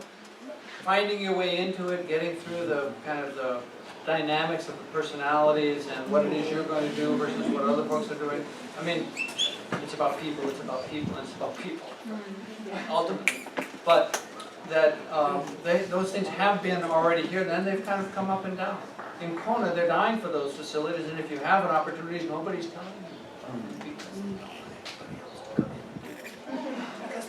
Because they know if somebody else comes in, it may blow their ability to do it. You know, you can do it in the center, there's some churches, there's some other places that allow their kitchens to be used for that purpose. But nobody is saying, oh, open the doors and everybody come in, because you know it just takes two or one bad actor and everybody goes. So, you know, everybody's protecting their access to these commercial kitchens. So. Actually, Ken Love just opened one for everybody. God bless Ken Love in lots of ways. I mean, Ken Love is one of the big dealers in agriculture in the state. But Ken is the tropical fruit guy. And he's a chef, and I didn't know what he opened, but I know that they're working at, when the university moves out of Kealakekua, there's a whole kitchen up there. Yeah. And I think that's one of his ideas. But, yeah, and then managing is a whole other thing. Kamehameha built it, like I said, they built this facility, but they don't know how they're going to manage it. Their work manager, their land managers aren't going to sit there and collect money from these people. And they spent almost $1 million on it, so they're going to have to figure out how to get that money back, because they're not here to subsidize farmers by their nature. But look at the new questionnaire that's coming out. I mean, they want input from successful farmers to create successful protocols. Well, no successful farmer will tell you he's secret.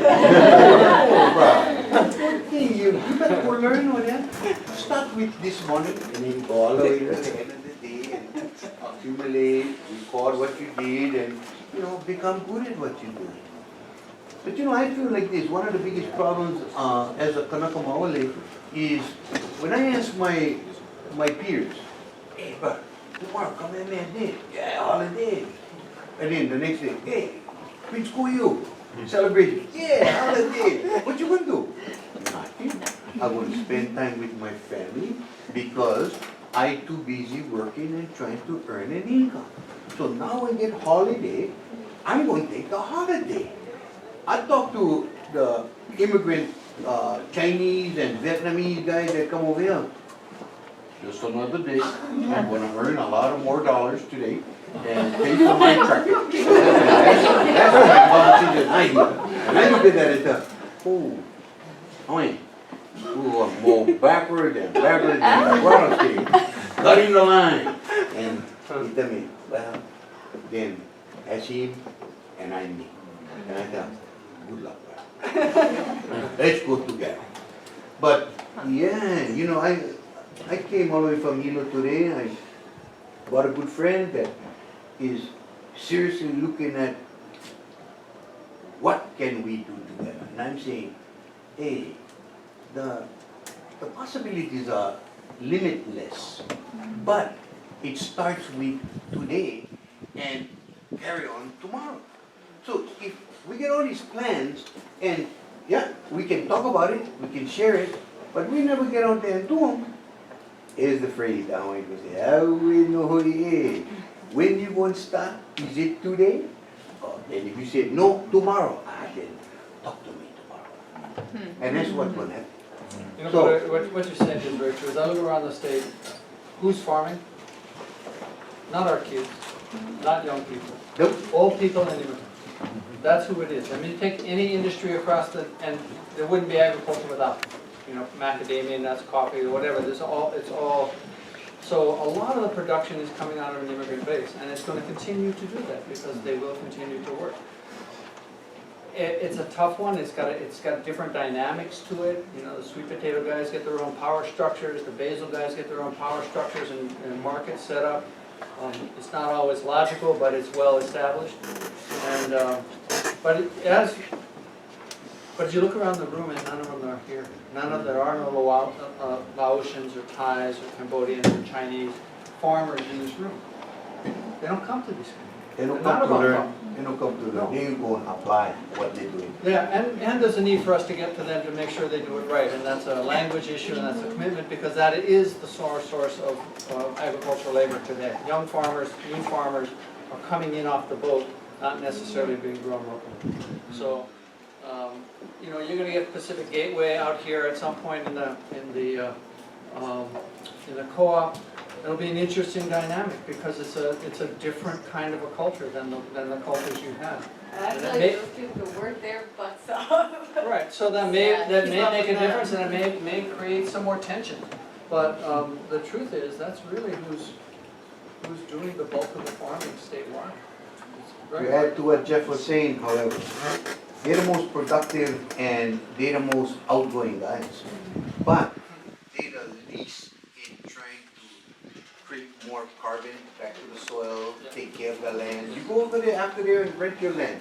You look, oh, all these opala over here, how come? They come, gotta clean up the opala. You know, all that plastic bottles that you get over there in my field need to be cleaned up, not by me, by you.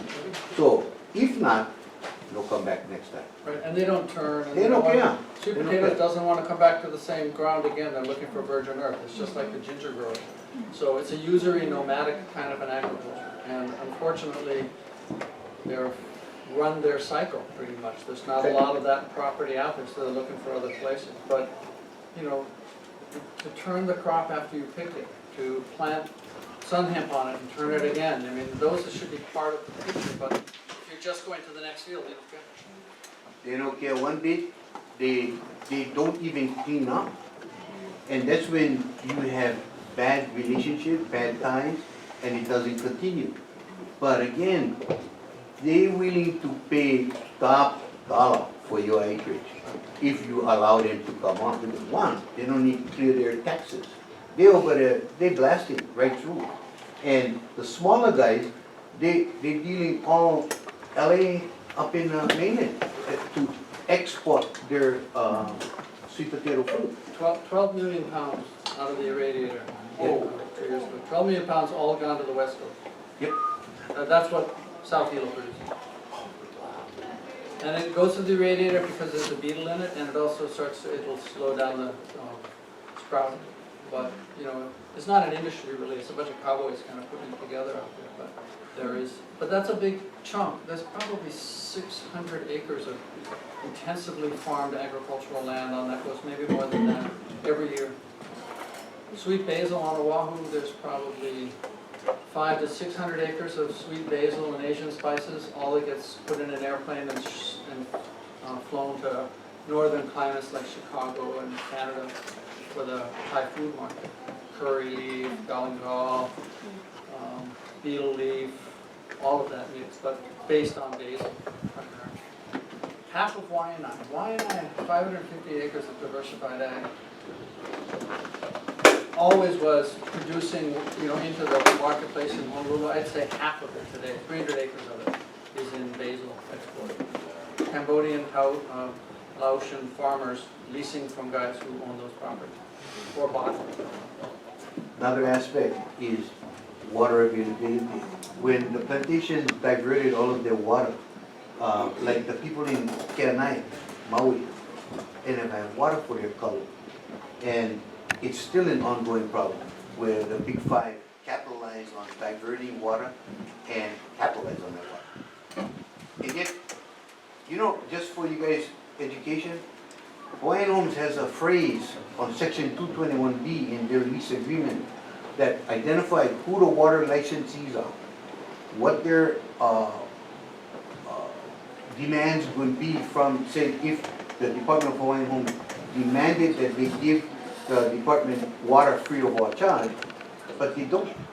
And so now, they're the only entity that has this water free of all charge deal. Everybody else, including Kamehameha School, does not have that. They gotta pay the going rates. But Hawaiian Homes does, and the entities are very slow in allowing the water to flow that way. And so get a lot of different turmoils that we experience as native Kanaka Maoles. But, you know, that's why sometimes getting the county job of a fireman that you get 4 days on and 3 days off, you learn how to pound a hammer, and then you working with Mark on constructing homes and, you know, selling the houses for $200,000 and making a good wage on your days off.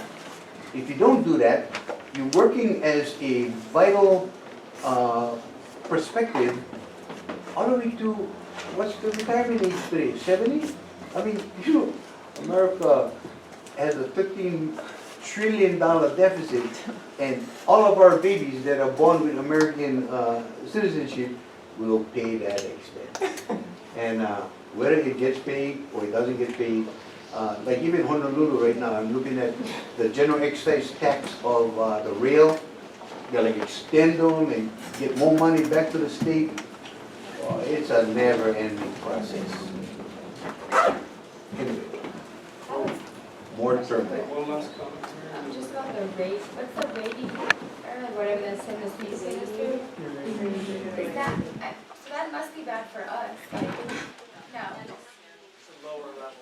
But without that, you cannot send your product out. But it's, there's no health effects on us on that. Yeah, but how does it affect the spread of vitamins? That's what I'm saying, is it killing the vitamin in the way affecting us? I'm sure because organic food doesn't get irradiated. Why would they be fighting, put any time, energy, and money into fighting things like that? I mean, it's like leaving something out in the sun, you know? On the way out. I think for Hawaii being an island, it's very positive because it means that we can both import and export from all over the world that otherwise would be bringing in pests or transporting pests. It makes it a lot. I'm not saying a negative thing, I'm just wondering in the vitamin and health. What about it? Why do we have coffee berry for it in the green coffee? Yeah. Incoming is bad, outgoing is strict, incoming is. I'm not saying. It's an open ticket sending things in here. You're going to get stuff from the Middle East, you're going to get different things from Asia. It's not fully inspected. The Chinese people that are growing the things in China and wants to take over the pork industry in America, I mean, it's very questionable. You know, a lot of people have talked about that.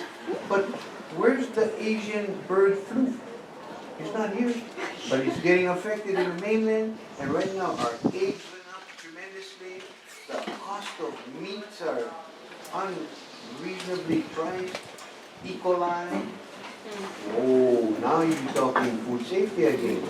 And what is the cost to produce a safe commodity? That's what the farmer got to do.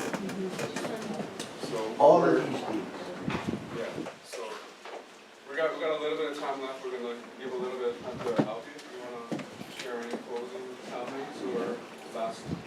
Sure. I would just say that first, thank you for inviting me today. I really enjoyed the conversation. I'm really pleased with our progress in talking about big global issues and bringing it down to the on-the-ground realities that you folks are grappling with. And I do think that there's a wealth of knowledge and experience here that, as a group, you can continue to tap. I just spoke with Maureen about perhaps integrating into the curriculum as you guys are developing your business plans, having Maureen back to help you better understand exactly what she and her partners can help you with in terms of clarifying what your market might be. And there's other folks with the co-op. I think there's key elements of helping people transition into economically sustainable production are in this room. So I just encourage you to continue this dialogue, assessing what your market is, what is the essential infrastructure that needs to be put in place so that you can transition into economically viable farming operations. And where you see gaps, where there are obstacles, again, you guys have power as groups of people where you can influence public policy